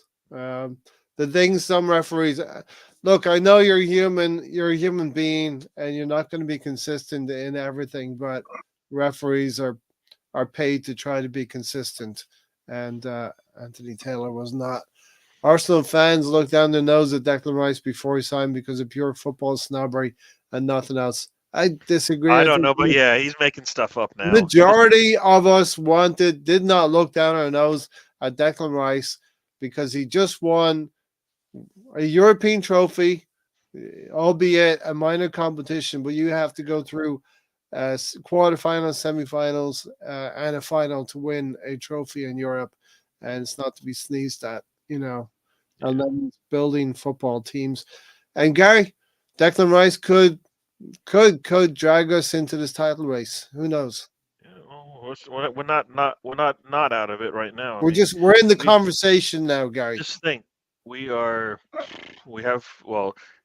Liverpool. We can't do anything about Liverpool right now, but as far No. as City, we play them, we're only what are we? Or like we're only 3 what points. 3 points behind them with a Yeah. if they win the game in hand. So Yeah. we play them. So we have that. It's just a goal difference, For them, it's the goal difference and everything else that goes along with it. So I kind of feel like we're right where we want to be. We have to get those wins. We talk about those winning streaks that City goes on. We're going to have to do something similar if we want to keep up because we're not expecting City to drop games and goals and and points much for the rest of the season. So Yeah. to do that, we're going to have Arteta's going to have to, as I say, play our best 11. That might mean some players will be sitting that we expect to play, but we're going to have to do it just to keep everybody fresh and good to go. Yeah. Stevens, it's full time. Steven, turn off your TV now. Do not celebrate. No. Just clap No. and say jolly good Have a show. warm- Yeah. warm Don't cup you of dare! tea. Don't you dare stand up and Don't- pump your fist or anything like that. That's uncalled for. Don't get your camera out. No. You want a cup of weak milky tea with a saucer and just sit there and think about the game. Pinkies up. Pinkies up. Yeah. Yeah. Your neighbor will be outraged at you if you celebrate, Your local Liverpool fan down the road will be annoyed at you. La Conga can do the conga somewhere else. It's like saying, isn't it? It's like saying if you're going to watch Pornhub, don't get excited. Yeah. Don't just, What was your favorite live game goal, Gary, that you saw at the Emirates? That Mine I was the saw Giroud Scorpion live. goal. I only saw one game, so Back to Partey. yeah, it would have to be Partey's goal. Good one. I went to a game where we played United. It was the first time that Arsene Wenger beat Jose Mourinho. There was that long record where he hadn't beat Jose Mourinho, and I think Welbeck scored and Granit Xhaka scored. I think I'll nominate Granit Xhaka for that goal that he scored. Lawrence, what was your favorite live game goal that you saw at the Emirates? Well, I've never been to the Emirates. I mean, I remember a few at Highbury. Highbury, then. What was that? Well, you've never seen football before?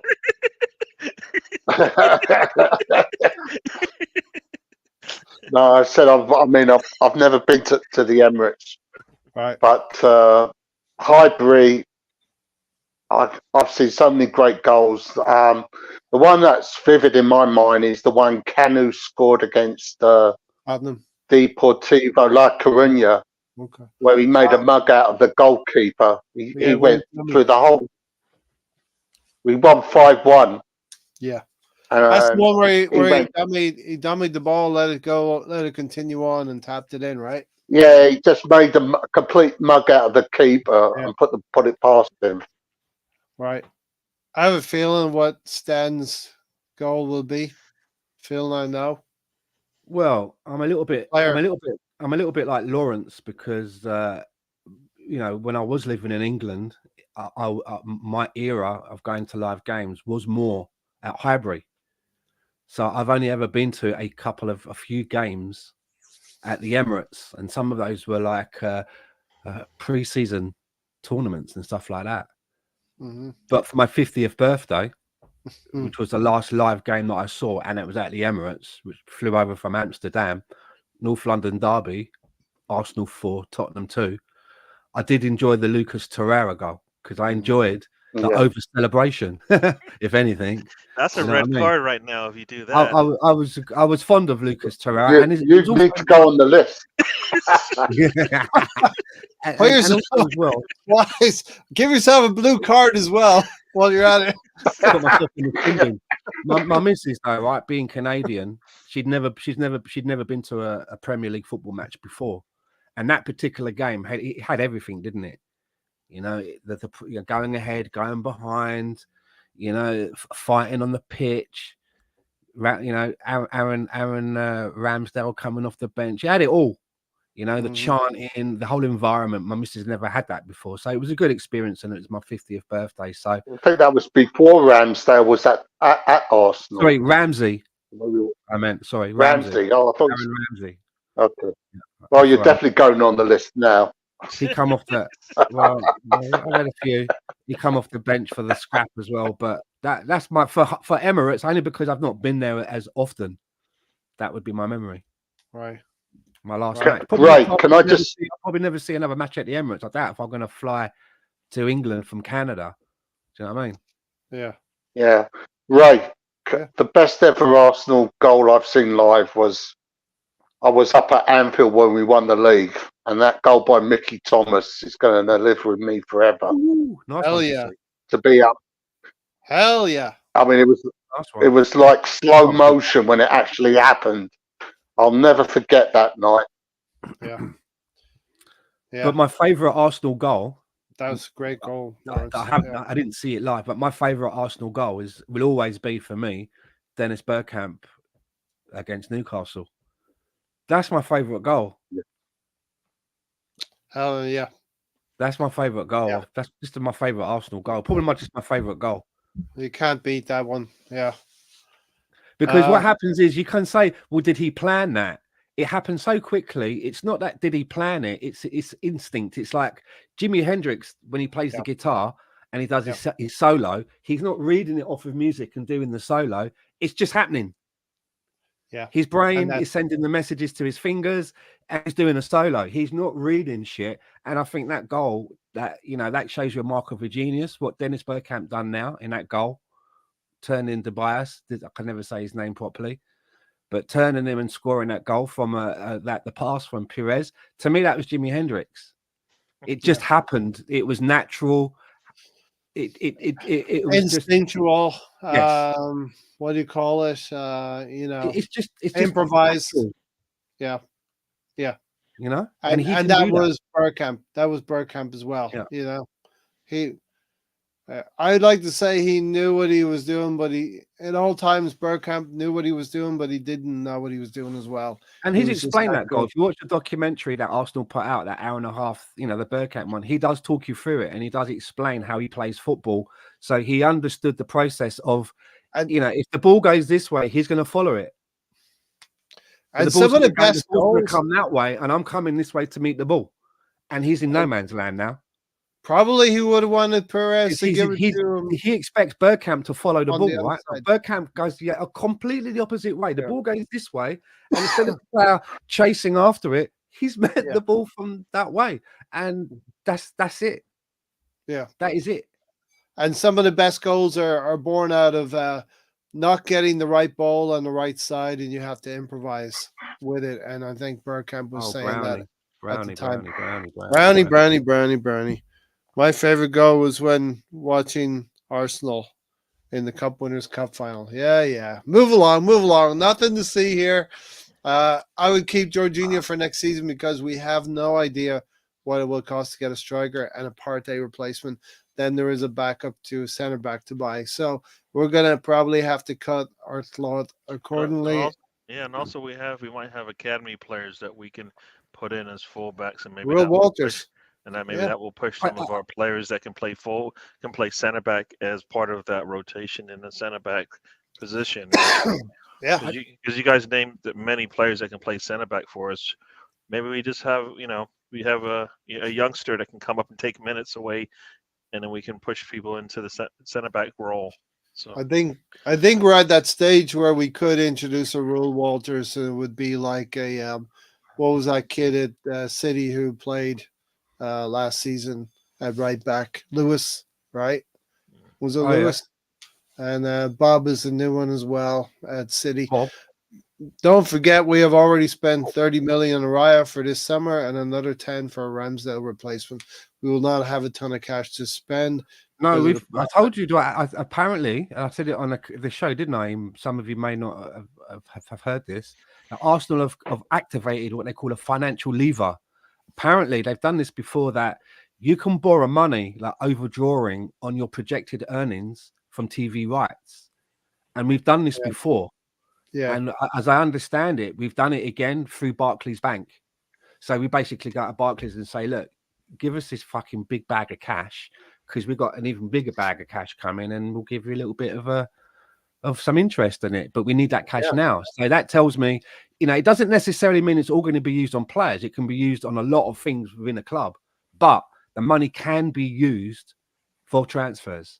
So maybe that tells us that a release clause in Italy might be activated. You've heard that a masked man may appear. You've heard that. Now retain it, and if we hear this again, you're going to make the list. You're going to go on the list. Caicedo is weird as he chose Chelsea over Liverpool. I think that might define Liverpool's season, Gary. Well, that's the crazy part, is players saying, I could go to Liverpool. Nah, I think I want to go to Chelsea. It's like, I get the money might be good, and what security for your life is good and all that stuff, but like, if you win something with a big club, you guaranteed to get contracts from that as well, right? Yeah. I mean, people keeps telling us we're living on this Havertz goal in a Champions League final, right? How many years ago was that? Chelsea are just ironic, though, because they were the club that initially had that problem with Winston Bogarde. For some of you who might not remember, was a Dutch player that went to, I think in 4 seasons, he played 9 games. Who's that? And he was Winston Bogarde, and he was being paid 40 grand a week. Now, this is at the time when 40 grand a week was like at the top. That was like top end. There was no one above him on like 100 grand, 200 grand like today. That was top end. And they tried to get rid of him. And obviously at that time, all of the suitors that he may have had, they weren't going to pay him 40 grand a week. So he stayed for 4 years. And in 4 years, he played 9 games. Jeez. Michael said Arteta's and the players have got to be pumped playing in the title race and the Champions League together. Yeah, that's a nice little earner. 9 games for a lot of money there, Stan. You're right. He was living in Holland. He was flying in for training and shit, and then going. It was just he'd fly in for training, do his bit, turn up for work, fulfill his end of the contract, basically. 40 grand in his skyrocket every week. Happy days. Yeah. Stephen's enjoying the win. He started drinking after the Martinelli goal. Piss on the celebration police and the network that employs them. And Richard Keys as well. Last season, we were hot in the first half and fizzled out, whereas this season has been the opposite. First half of the season versus second half. Team chemistry is high, and beating Liverpool in that manner showed they went up a level overall. I asked the question last Thursday. He's a bit rich, though, isn't it? Like Richard Keys wasn't over celebrating when he pulled his daughter's mate. Do you know what I mean? Like, there you go. He wasn't high fiving. Fist pumping. Yeah, definitely. This Allegedly. Is the thing.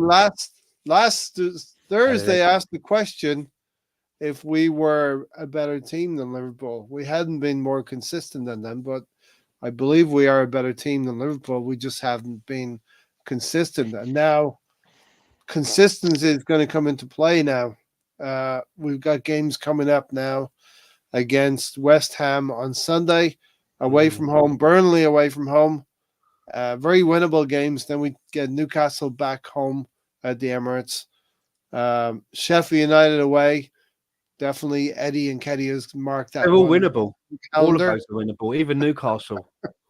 Newcastle in a bit of Yeah, a they're slump. all winnable. Yeah. Exactly. Brentford at home, Chelsea at home before we face City after the interlull. You know, so dropping points to West Ham, dropping points to Burnley. If you're going to do that, for me, it kind of undoes the good work at Liverpool. exactly. Do you see what I'm getting Yeah. at? It undoes it. 100%. 100%. Out of all of those that you've just mentioned, where's the Newcastle one? Is that at Newcastle or at home? At home. No, it's at home. Okay, then I think we could win that. If it was at Newcastle, I'd say, okay, we leave with a draw. Yeah, we didn't even get a draw up there. We lost that game, remember? Controversially. Yeah. Yeah. You forgot to mention the Porto game on the 21st. Yeah. Okay, yeah. I left that out because we need those 6 wins before we go to City. But yeah, we have Porto games away and home as well.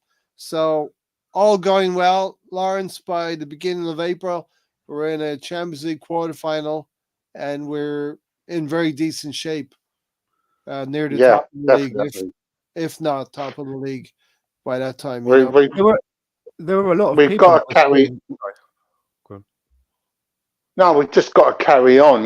It's no good saying, "Oh, we stuffed Liverpool," and then dropping points against West Ham and Sheffield United, and Burnley. Because what's that going to show? What's that going to prove? There are Man City fans out there and there are Liverpool fans out there who believe we will drop points against West Ham and or Burnley, and we need to go out there and prove different to them and to ourselves. Go there and, as you say, Lawrence and Stan, follow up what we did on Sunday, because it means absolutely F all if we don't take 6 points from these next 2 games, especially. We also said at the beginning of the season, when I say we, there were a lot of Arsenal fans were saying, when they were asked about what Arsenal should be achieving this season, when it came to the Champions League, I seem to remember that a lot of people saying, well, I'd like us at least to get to the quarterfinals. Well, that's a tick. Yeah, we're close to it. We're in a quarterfinal. Well, we're in the last 16 right now. Win it. Otherwise, they would have said semi-final. They said, I'd like us to get. We've got to a quarterfinal. We're in the quarterfinal. No, we're in the last 16 right now. If we take care of Porto, we're in the quarterfinal. Oh, yeah. Or should I not have said that? Fuck, I'm in the book. I'm on the list. I am for the 3rd time. But we're doing all right. The 3rd time? Yeah, I put myself in 3 times now. I got that was my first offense, Raf. No, me. Put myself in. Oh, okay. But but we're doing. You said quarterfinals earlier. That's why I followed up on it.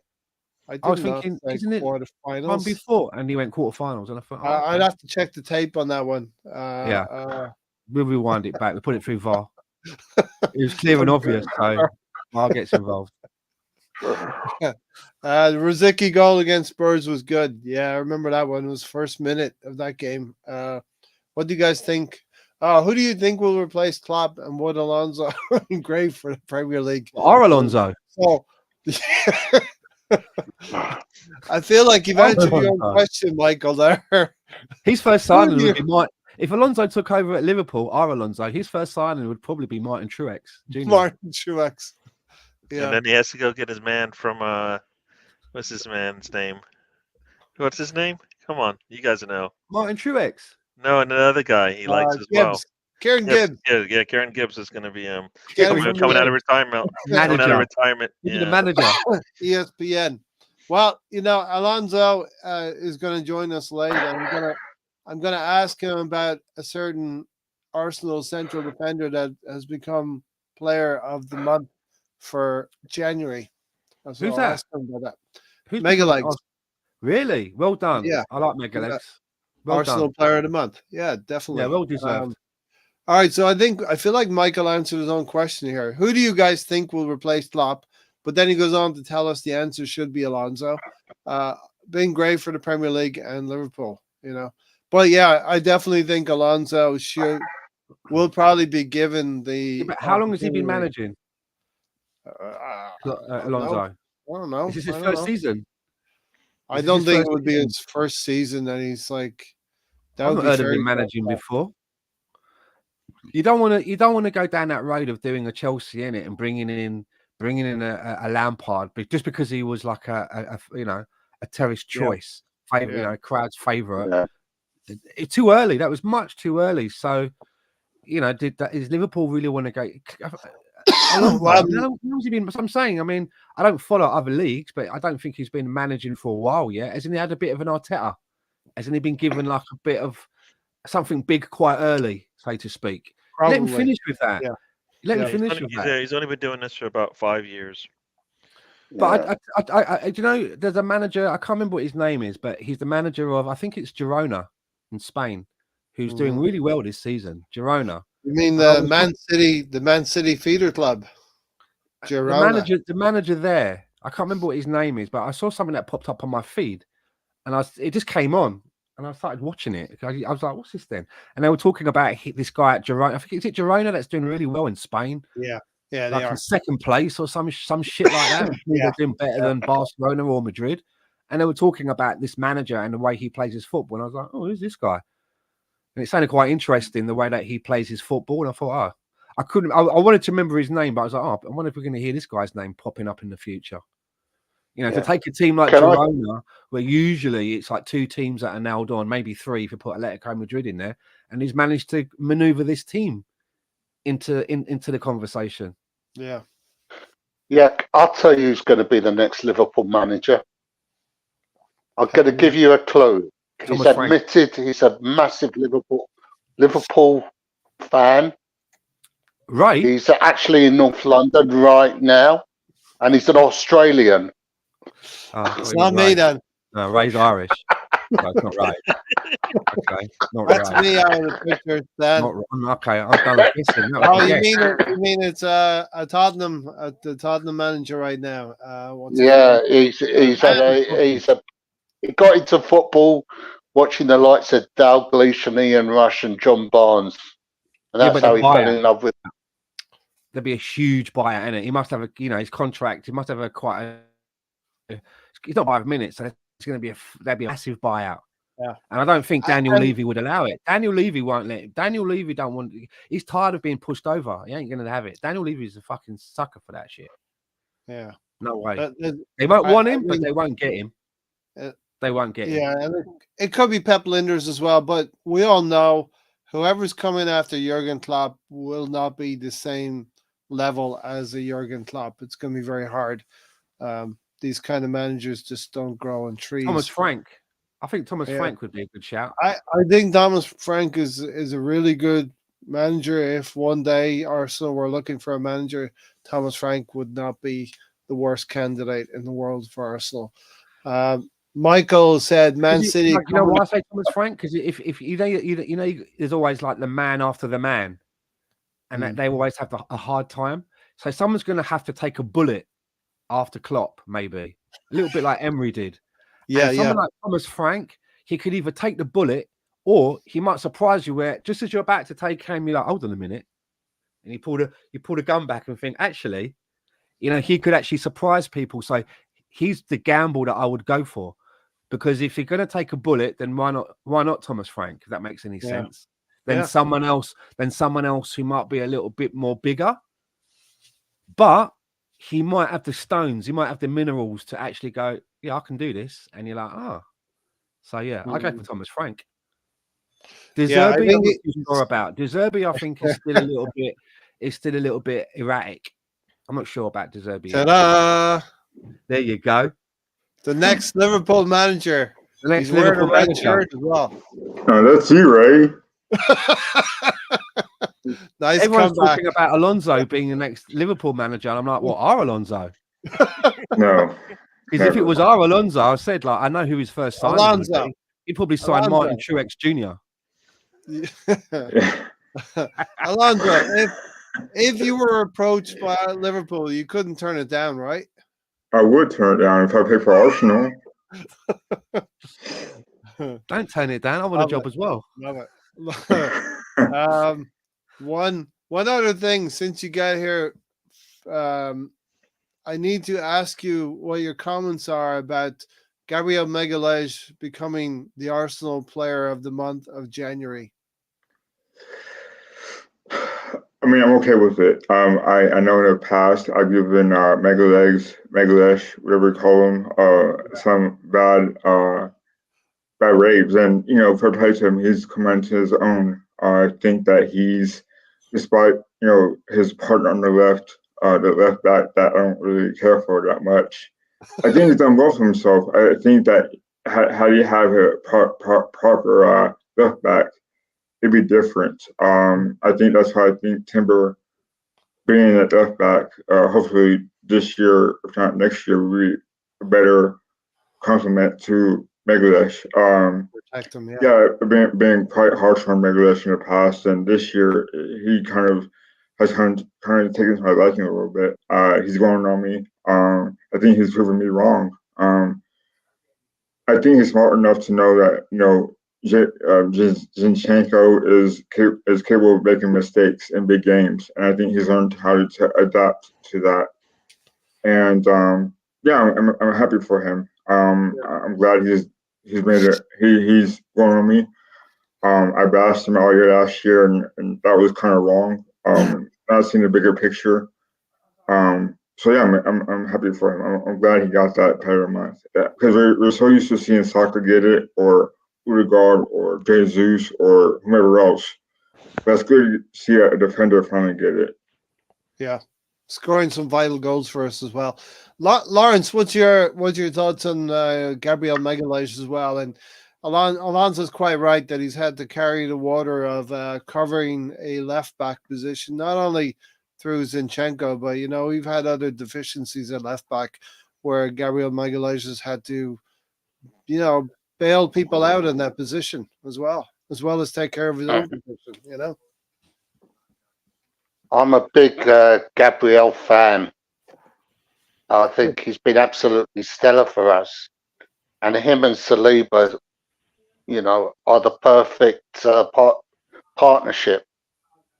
Yeah. I mean, he still holds a lot of credit in the bank with me. I mean, I know there are Arsenal fans out there being criticised him recently, but he's done enough in my book to earn enough credit in the bank. Yeah, 100%. Gary, I'll bring you in. You have to go soon. Just got your message there. So I don't know how long you have, but I'll give you some airtime, Gary. Yeah, no. I think Gabriel, I've liked him since he started here. So young we player. talked Yeah, he's about done him a lot. Yeah. So and he's been, I would say, he's been most consistent since last season for sure. And I think that's because he's been there a little bit longer than Saliba. So now it's good to see him get some recognition.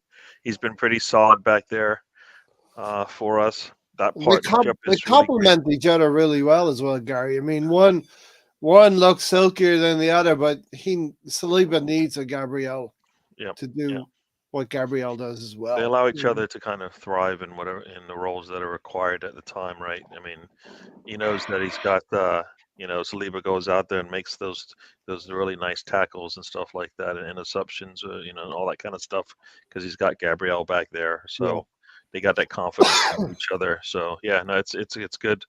It's good to see them. It's good to see them. Yeah, like I said, I'm gonna go. Right now I have the floor. So yeah, Ray, absolutely. thanks for having me.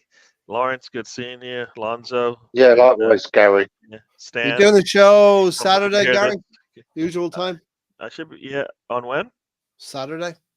Saturday, yeah. Same time on Saturday, 10 a.m. for you guys in the U.S. on the East Coast. 7 a.m. for Lawrence. Yeah, oof, yeah, a little bit early for you, but 3 p.m. for you guys across the pond. Thanks for joining us. I see BX, Tiger, and Gunnar, Michael, Brownie, BX. Yeah, we had quite a bit of people in here. BX, yeah. Stefan earlier, Moss was in there. Fun. Moss, yeah. See you guys. All right. All right, guys. Thanks for having me. Thank you for joining, as always. Take care. Yep. All right. So Lawrence, Michael says, Man City coming from behind like a great racehorse. This is a critical part of the season. I mentioned last Thursday, at this point in the season, we won 7 games in a row until we hit the skids of the draws against Liverpool, West Ham, and Southampton. We're going to have to do something similar with these 6 games that we mentioned earlier. We're going to have to come and get 18 points or hell of a lot close to 18 points in those 6 games. Yeah, we can't explode like we did last season. I look at it that the 2 games that are left, us at Man City and the Liverpool Man City game. Yep, they're going to determine who's going to finish top. 100%. Yeah, yep. Those are going to be critical games. Yep. Especially. Sorry. No, especially when you consider Man City have only drew with Liverpool at the Etihad. They've lost to Arsenal and they've lost to Villa. So within that top 4 mini league, Man City only have 1 point from 9, whereas we have 7 from 12. 7 points from 12. Yeah, I mean, I forgot all about Villa. I mean, they didn't do too well the other night against Chelsea. No, but I wouldn't. They're not in the title race. For me, they're not in the title race. Villa. Yeah, but they're gonna have a say. They're gonna have a say as to where the title goes. Fair, yes, that's fair. Exactly. They'll play Man City at the Etihad, and they'll play us at the Emirates, and they will play Liverpool right at the end in the last 3 games. I think they're playing Liverpool at home. I just hope Aston Villa are competitive when it comes to those games, that they are fighting for top 4 and are motivated against Liverpool to take points away from them. But I think you're 100% right, Lawrence, that Man City going to Anfield and us playing Man City at the Etihad will be quite critical in the destination of the Premier League. And let's not mistake who we're up against. We're up against a Man City team who can win 12, 13, 14 games in a row. We're going to have to do something similar here. So I'm saying let's be consistently better now. We've won against Liverpool, and we have to go and back that up now with 6 games coming up. Because we know City. Because we know City, Lawrence. We know City are going to put a run together, right? They always do. Yeah, and Haaland's just come back into the team again. Yeah. So he's going to be aching to get in the score sheet a lot more. Yep. Yeah. Alonso, what's your take on the top 4 right now? We've beaten Liverpool on Sunday. Just to get back into the conversation here, we've dropped a lot of really poor points, especially over December, and we need to go Thunderbirds here. Thunderbirds. I don't know what we can call it. We need to get a wriggle on, as they say in Australia. Who is Villa still top 4, or is it? Who? Villa still top 4. Villa. Yeah. Yep. Villa in 4th place. Right. So no one expected Villa to be that good. And it's still pretty good, despite them losing to Chelsea. That was FA Cup game, right? So they're still pretty well, playing pretty well. Of course, City, they're always going to be a well machine. It seems like so. It's just going to be a four horse race to me. I think they'll still be there up until maybe March, April.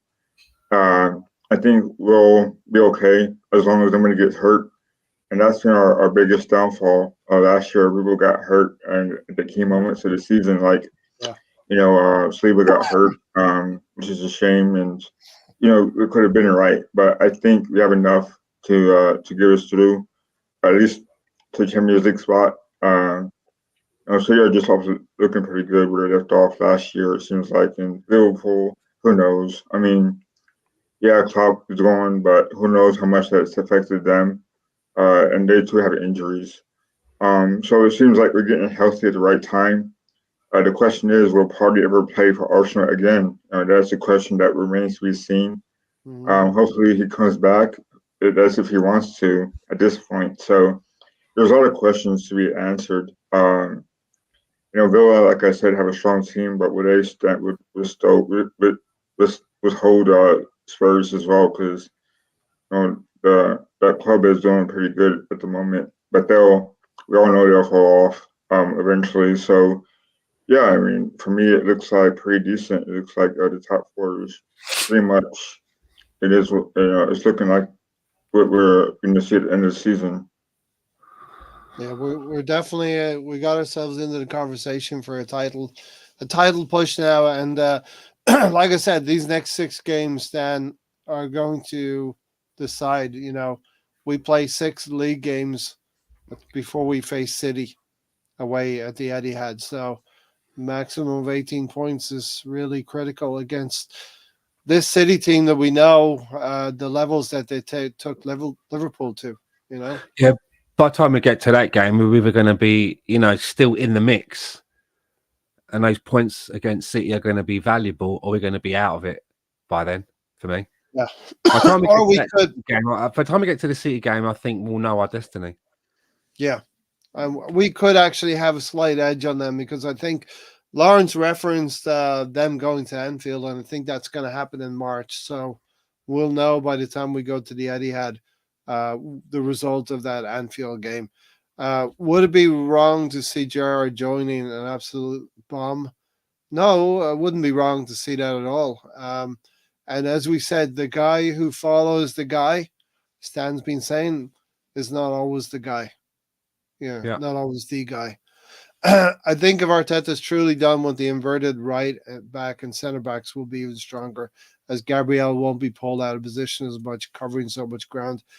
I think we might have just told Zinchenko to stay home for this game, and I don't think we've seen the end of the inverted fullback. Dare I say it? We need to pick up the points where we dropped earlier. That's the thing. We dropped silly points then. Against Fulham and against West Ham, Tottenham at home, we dropped silly points there as well. So there's teams out there, especially in the last after the City game, we have to go to places like Man United, Tottenham, Aston Villa. I think this is where the destination of our season could lay as well. Beating those teams just under us, Aston Villa, Tottenham, Man United, Brighton, could be a huge indicator of how well we do this season. Yeah, I just think that the biggest bump in the road for us at the moment is, and Mikel Arteta has said it himself, the team is extremely thin. We have a couple of players in key positions, Ben White, Bukayo Saka, playing through injuries. From what I've heard, one with a knee, the other one with an Achilles. So, it's every game is going to be like a cup final for us. We don't have that luxury of rotation because we just don't have enough quality behind us. So it is flying by the seat of our pants. That's what it feels like. It's not like relaxed or we can Man City, we can leave this guy out, we can bring in an Alvarez, we can bring it. You know what I mean? We don't have that.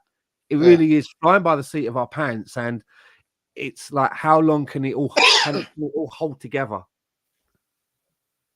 That's my biggest worry with this team at the moment, because it's so thin. Do you think our squad is thin? Is that what you're saying? Way for thin. You know, it's to keep everyone together and always hoping that those players that we can keep together are going to play to the optimum every week. Yeah, a big ask. You know, we don't have the luxury of saying that this player X looks like he's coming out of form a little bit. We'll just switch him with this one. We don't have that luxury. Steven. How often has Raw Waters been sat on the fucking bench and never got on? For me, it's like, is he there? Is he sat on the bench because, you know, he's part of the first team and could get a sniff? Or is it literally that we're so thin? We're so thin. We're like, well, we need another space on the bench. Yeah. And we need to pick someone from the academy because there fucking is no one else. Rule, there you go. Do you see what I'm getting at? Yeah. Yeah. I think there's a difference. Somebody like games. You know, other teams will have a kid on the bench and he's not there to make up the numbers. There's a chance they might get a sniff. Yeah. Well, let me ask you this then. Arteta played another kid for 5 minutes against Brentford last season, Nwaneri. Yeah. Why hasn't he got a spot on the bench ahead of this other kid? Because what I heard was that Ranieri guy is well known in football coaching, scouting circles as like a proper prospect, and there's a lot of teams that were circling because I think it was something like he had to sign professional papers or some kind of, you know, he had to put ink on paper to continue to be at Arsenal in some format, but he could have gone to other clubs, and that's one of the reasons why I was reading about it, and then he got that little 5-minute cameo. It was almost like a little showcase for him. Do you know what I'm getting at? That's how I looked at it. Yeah, and yeah. He's now put ink to paper. He's now extended or become a professional with us or whatever it was. You know, he's now with us for a certain more amount of time. Yeah, yeah, and that was why he played a few minutes. Who we have in the last game of the season? It's Everton at home. Should be 3 points. Arsenal have no problem. Arsenal have no problem winning the last home game of every season. We usually win at 5-0 or something like that.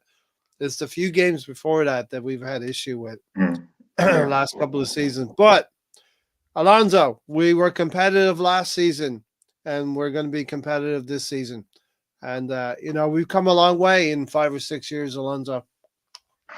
I think we have. I think, you know, I look at the bit where Arteta's like, hey guys, just let you know, we've given up, we've let Alba go, and our captain's no longer with us. That was a turning point for me. That was, I mean, all the bad lemons go out, right? So that was a turning point for me, and I think Arteta was like, you know, this is a new era. This culture is changing for the better, and we're gonna make sure that players will want to be here, and we're not afraid to let them go. And that culture's changed pretty fast. And you know, in the past 5 years, 6 years, whatever long he's been here, he's made a difference. And some fans don't like that because they're used to the old ways, and then they're afraid to let go of the Wenger era. Well, you know, I think Arteta's rise to becoming an Arsenal manager has been quite remarkable for me as a fan, as an Arsenal supporter. The Gaffer has done pretty well for himself, I think. And, you know, yeah, there's been some bumps in the road, but what new coach doesn't have that? And so, yeah, I mean, he's done pretty well. He's got the fans united for the most part. There's been some doubters, I guess, that will continue to say something that's negative about him. But it is what it is. I think a proper fan will stick by their manager and see it through. And so far, he's done a good job of that. And there will always be doubters to me that will say anything bad about Arteta, but he's kind of waved that off, and he's been successful so far. And to finish second last year was kind of a letdown, but because he could have had that title. But at the end of the day, consider everything, he's done all right. Yeah, I'd love to know if any of these doubters are called Thomas. I'd love that to find out. Or one of them must be. yeah. You really, if you have a surname that's Thomas, you need to name your kid Doubting, for sure. You know, first name. He needs to show more confidence in the players available and stop pushing the search. Look, the thing with Arteta is he's beyond this phase of now being a manager learning. We have to accept. How long is somebody considered a rookie for? How many? I mean, how long does it go on I think for? we're at the point now where he knows what he's doing. He should know what he's doing after 4 years.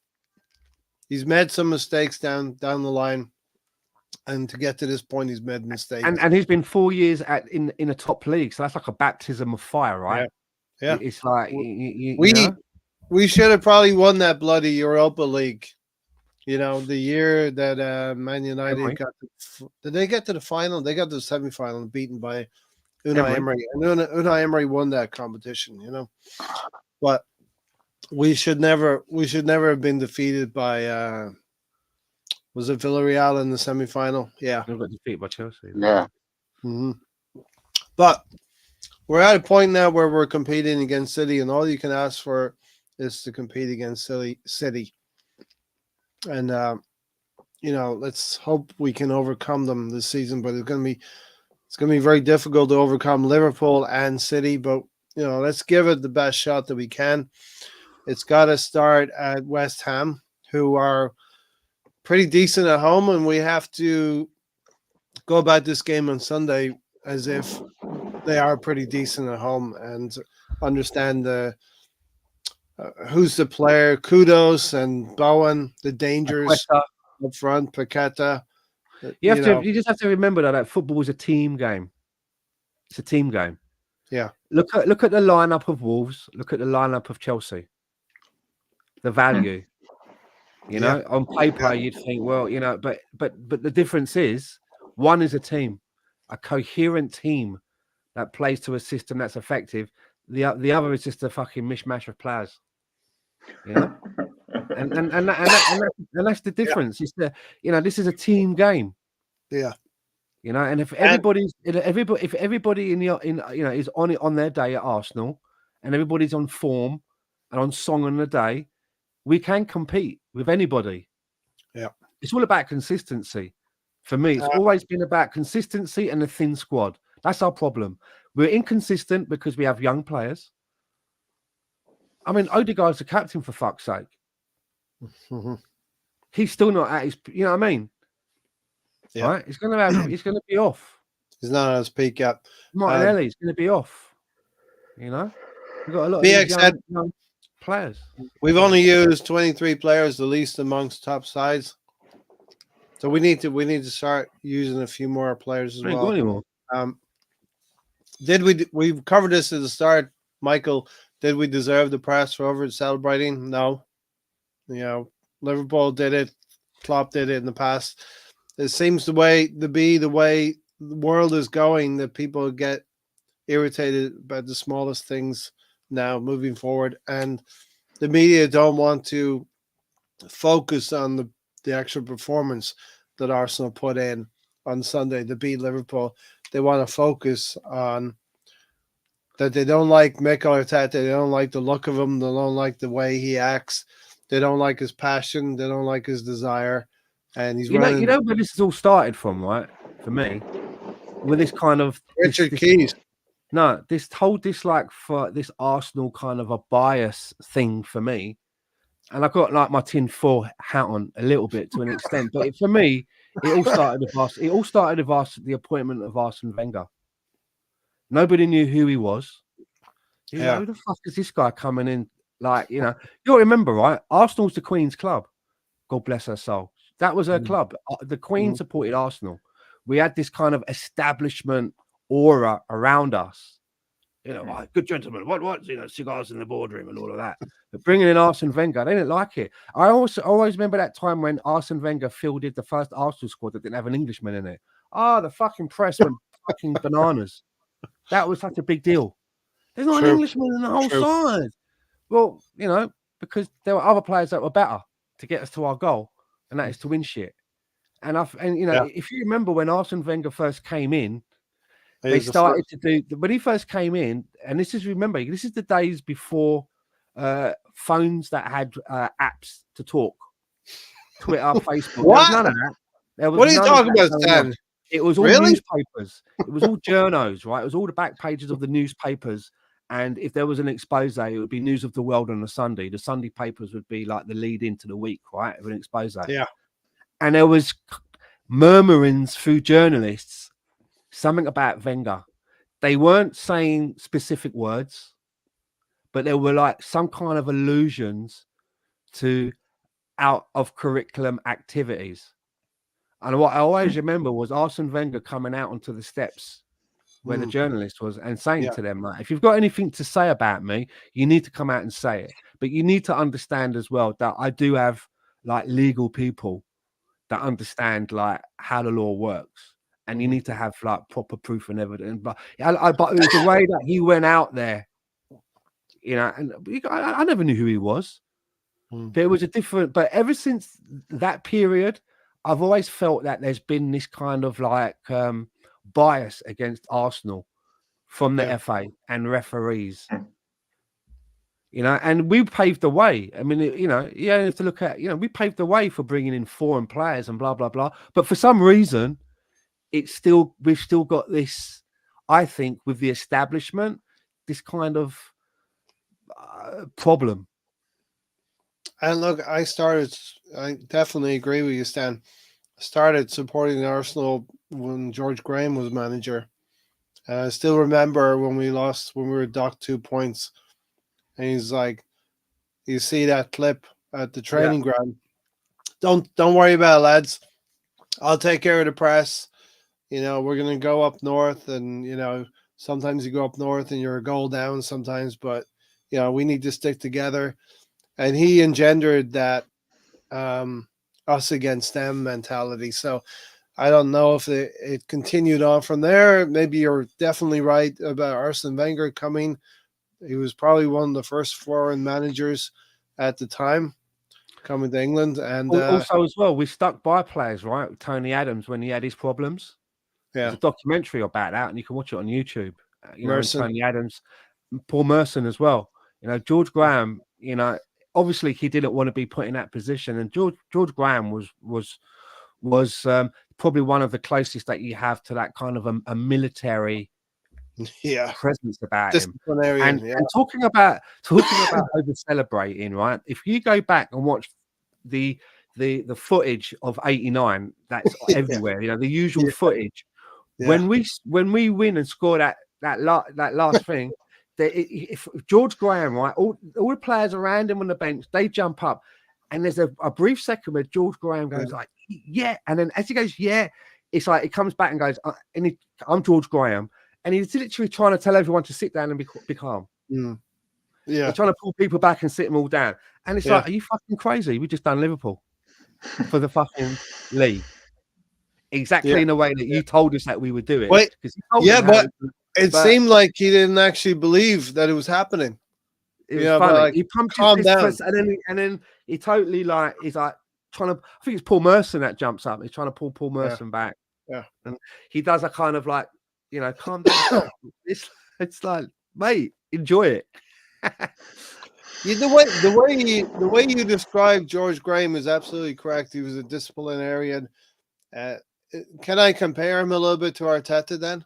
In that way, is Arteta a little bit of a disciplinarian? Here's a funny thing though. I saw an interview with George Graham, and it was one of these. It was like a documentary thing. I can't remember what it was specifically about. It wasn't about George Graham, but they had footage of some of the players talking about him and how, you know, they had the respect for him, but, you know, like George and blah blah blah, you know. And George Graham, they obviously had played it to him. And he was like, I honestly didn't realize that the players kind of had that feeling about me. And he looked very sincere when he was saying that. I think maybe George Graham was thinking at the time because we needed that 2-0 win, and Lawrence was somewhere in the stands celebrating at that time 2-0. Mickey Thomas had just scored. We needed to keep it at 2-0, and George Graham's probably saying, hold on a second, we've got another minute or so to play out here before we actually have finished this thing, Yeah. Steve McMahon going Quite around. funny, that. Steve McMahon going around 1 minute. Gary Well, Webb. yeah. Listen, hopefully at the end of this season, we can have stories to regale of this season.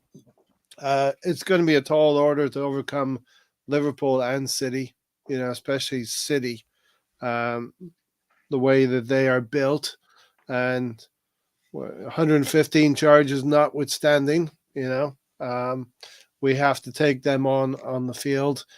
And I wonder when their case is going to get taken care of and addressed. 115 charges, because maybe Everton and was it Forest? Maybe their cases were coming up before City, but the block of charges against Man City are a lot more extensive than they were against Everton or are against Nottingham Forest as well. But yeah, we'll see what happens there. It's all about being consistently better now. Lawrence, let's get out of here. Let's get your final thoughts, and then we'll get out of here, Lawrence. So thanks for joining again. Yeah. Well, hopefully we can get another 3 points on Sunday. Yeah. Because we cannot take our foot off the pedal. We've got to move ahead because City and Liverpool are not going away. We've got to get maximum points from as many games as we can to keep up with them. Yeah. Yeah, I mean, Liverpool play Burnley at Anfield, I believe it is, and City play Everton at the Etihad. So consider both of them having 3 points when we play West Ham on Sunday. Alonso, thanks for joining. Any final thoughts, Alonso? Yeah, West Ham are always a tough team to play against. This is every game. Hopefully, Arsenal will be up for it. I'm very excited that Sunday I'm off. I'm off Sunday, so I'll be able to watch the game and hopefully we'll join your podcast, Ray. You'll be available? Yeah, I will be available. When does NASCAR start again? Just want to know. Next Sunday. Which I'm looking forward to. We got it for one more weekend. You're safe then for 1 week. Okay, good. Yeah. Also, I've been thinking about doing my own podcast for a long time already. Though I'm excited to do it. It'll be kind of soon. Maybe I'll do it Sunday. I have no idea what time. What's it about? It's gonna. I decided on a name. It's being called Arsenal Truex Galaxy Podcast. And we're going to talk about sports, basically about NASCAR and Arsenal. But I'm going to put in a little bit of sports in there. So I'm excited. I'm nervous, but we're going to see how it goes. And I'd love for y'all to join. You guys have a chance. So when is it? This Sunday? Yeah, I'm going to probably decide on the time on Saturday. So I'm still in the mood to do it. I'm excited about my adventure. See how it goes, but I'll let you guys know more so the time. But I'm looking forward to it. All right, check out Alonso. He's going to think about a time and confirm a time. Take Tom's spot at 4 p.m. Eastern. Okay. Nah, I told him I was like, I'm going to be considerate and just see how everyone plays out, and I'll let everyone know. But I have a few guests lined up to see if you guys want to join. Let me know. It'd be good to support. But I figured that it'd be kind of a spinoff of this podcast and see how it goes. We've had much success with Gary's podcast and Tom and Tony's Full Nelson podcast, and so I just wanted to do my Yeah. own thing, but still include you guys because you guys are the reason why I will do it is because you guys inspire me. And Solo album. Have some fun with it, Alonso. Have some fun with it. BX Gunner said West Ham will not take anything from the Emirates. BX, shout out to you for doing a little bit of moderating earlier. We're not the podcast where you need much moderating, but thank you for the work that you did tonight, BX Jose. Appreciate you. Stan, take us out of here. Well, I also have an announcement. I'm also going to be starting my own podcast on Sunday, which is going to be about NASCAR. So, mate, no, I'm joking. I just want to say thanks to everyone for coming in, as usual, joining us on a Thursday night. And, really just piggybacking on what Lawrence said about must get all 3 points in the bag against West Ham. Because for me, if we don't, it kind of takes the shine off of the good work that we've done at Liverpool. You need to follow that shit up with a win. Yeah. If we don't come away with 3 points, then it's like, well, does it really matter? Yeah. It matters if we get 3 points because we're not on top of the league yet, but we need to keep the pressure on. We need to keep the pressure on. 100%, Stan. We are going to be those people who have to hold City to a standard as well. We have to keep City winning as well. We have to win with City, and we have taken the most points in the top 4 mini league. We have not been consistent in the rest of the games, and we need to tighten up there. And the games against, like I said earlier, Villa, Tottenham, Man United, West Ham will be one of those, and Brighton are where the destination of the league for Arsenal will be. So, yes, thank you, Gary, for joining. Alonso, Lawrence, Dan, thanks for being here as well. Hope you all enjoyed the show, and we are out of here. Take care, everybody. 3 points on Sunday, right? Let's do it. Take care, everybody. Thank you.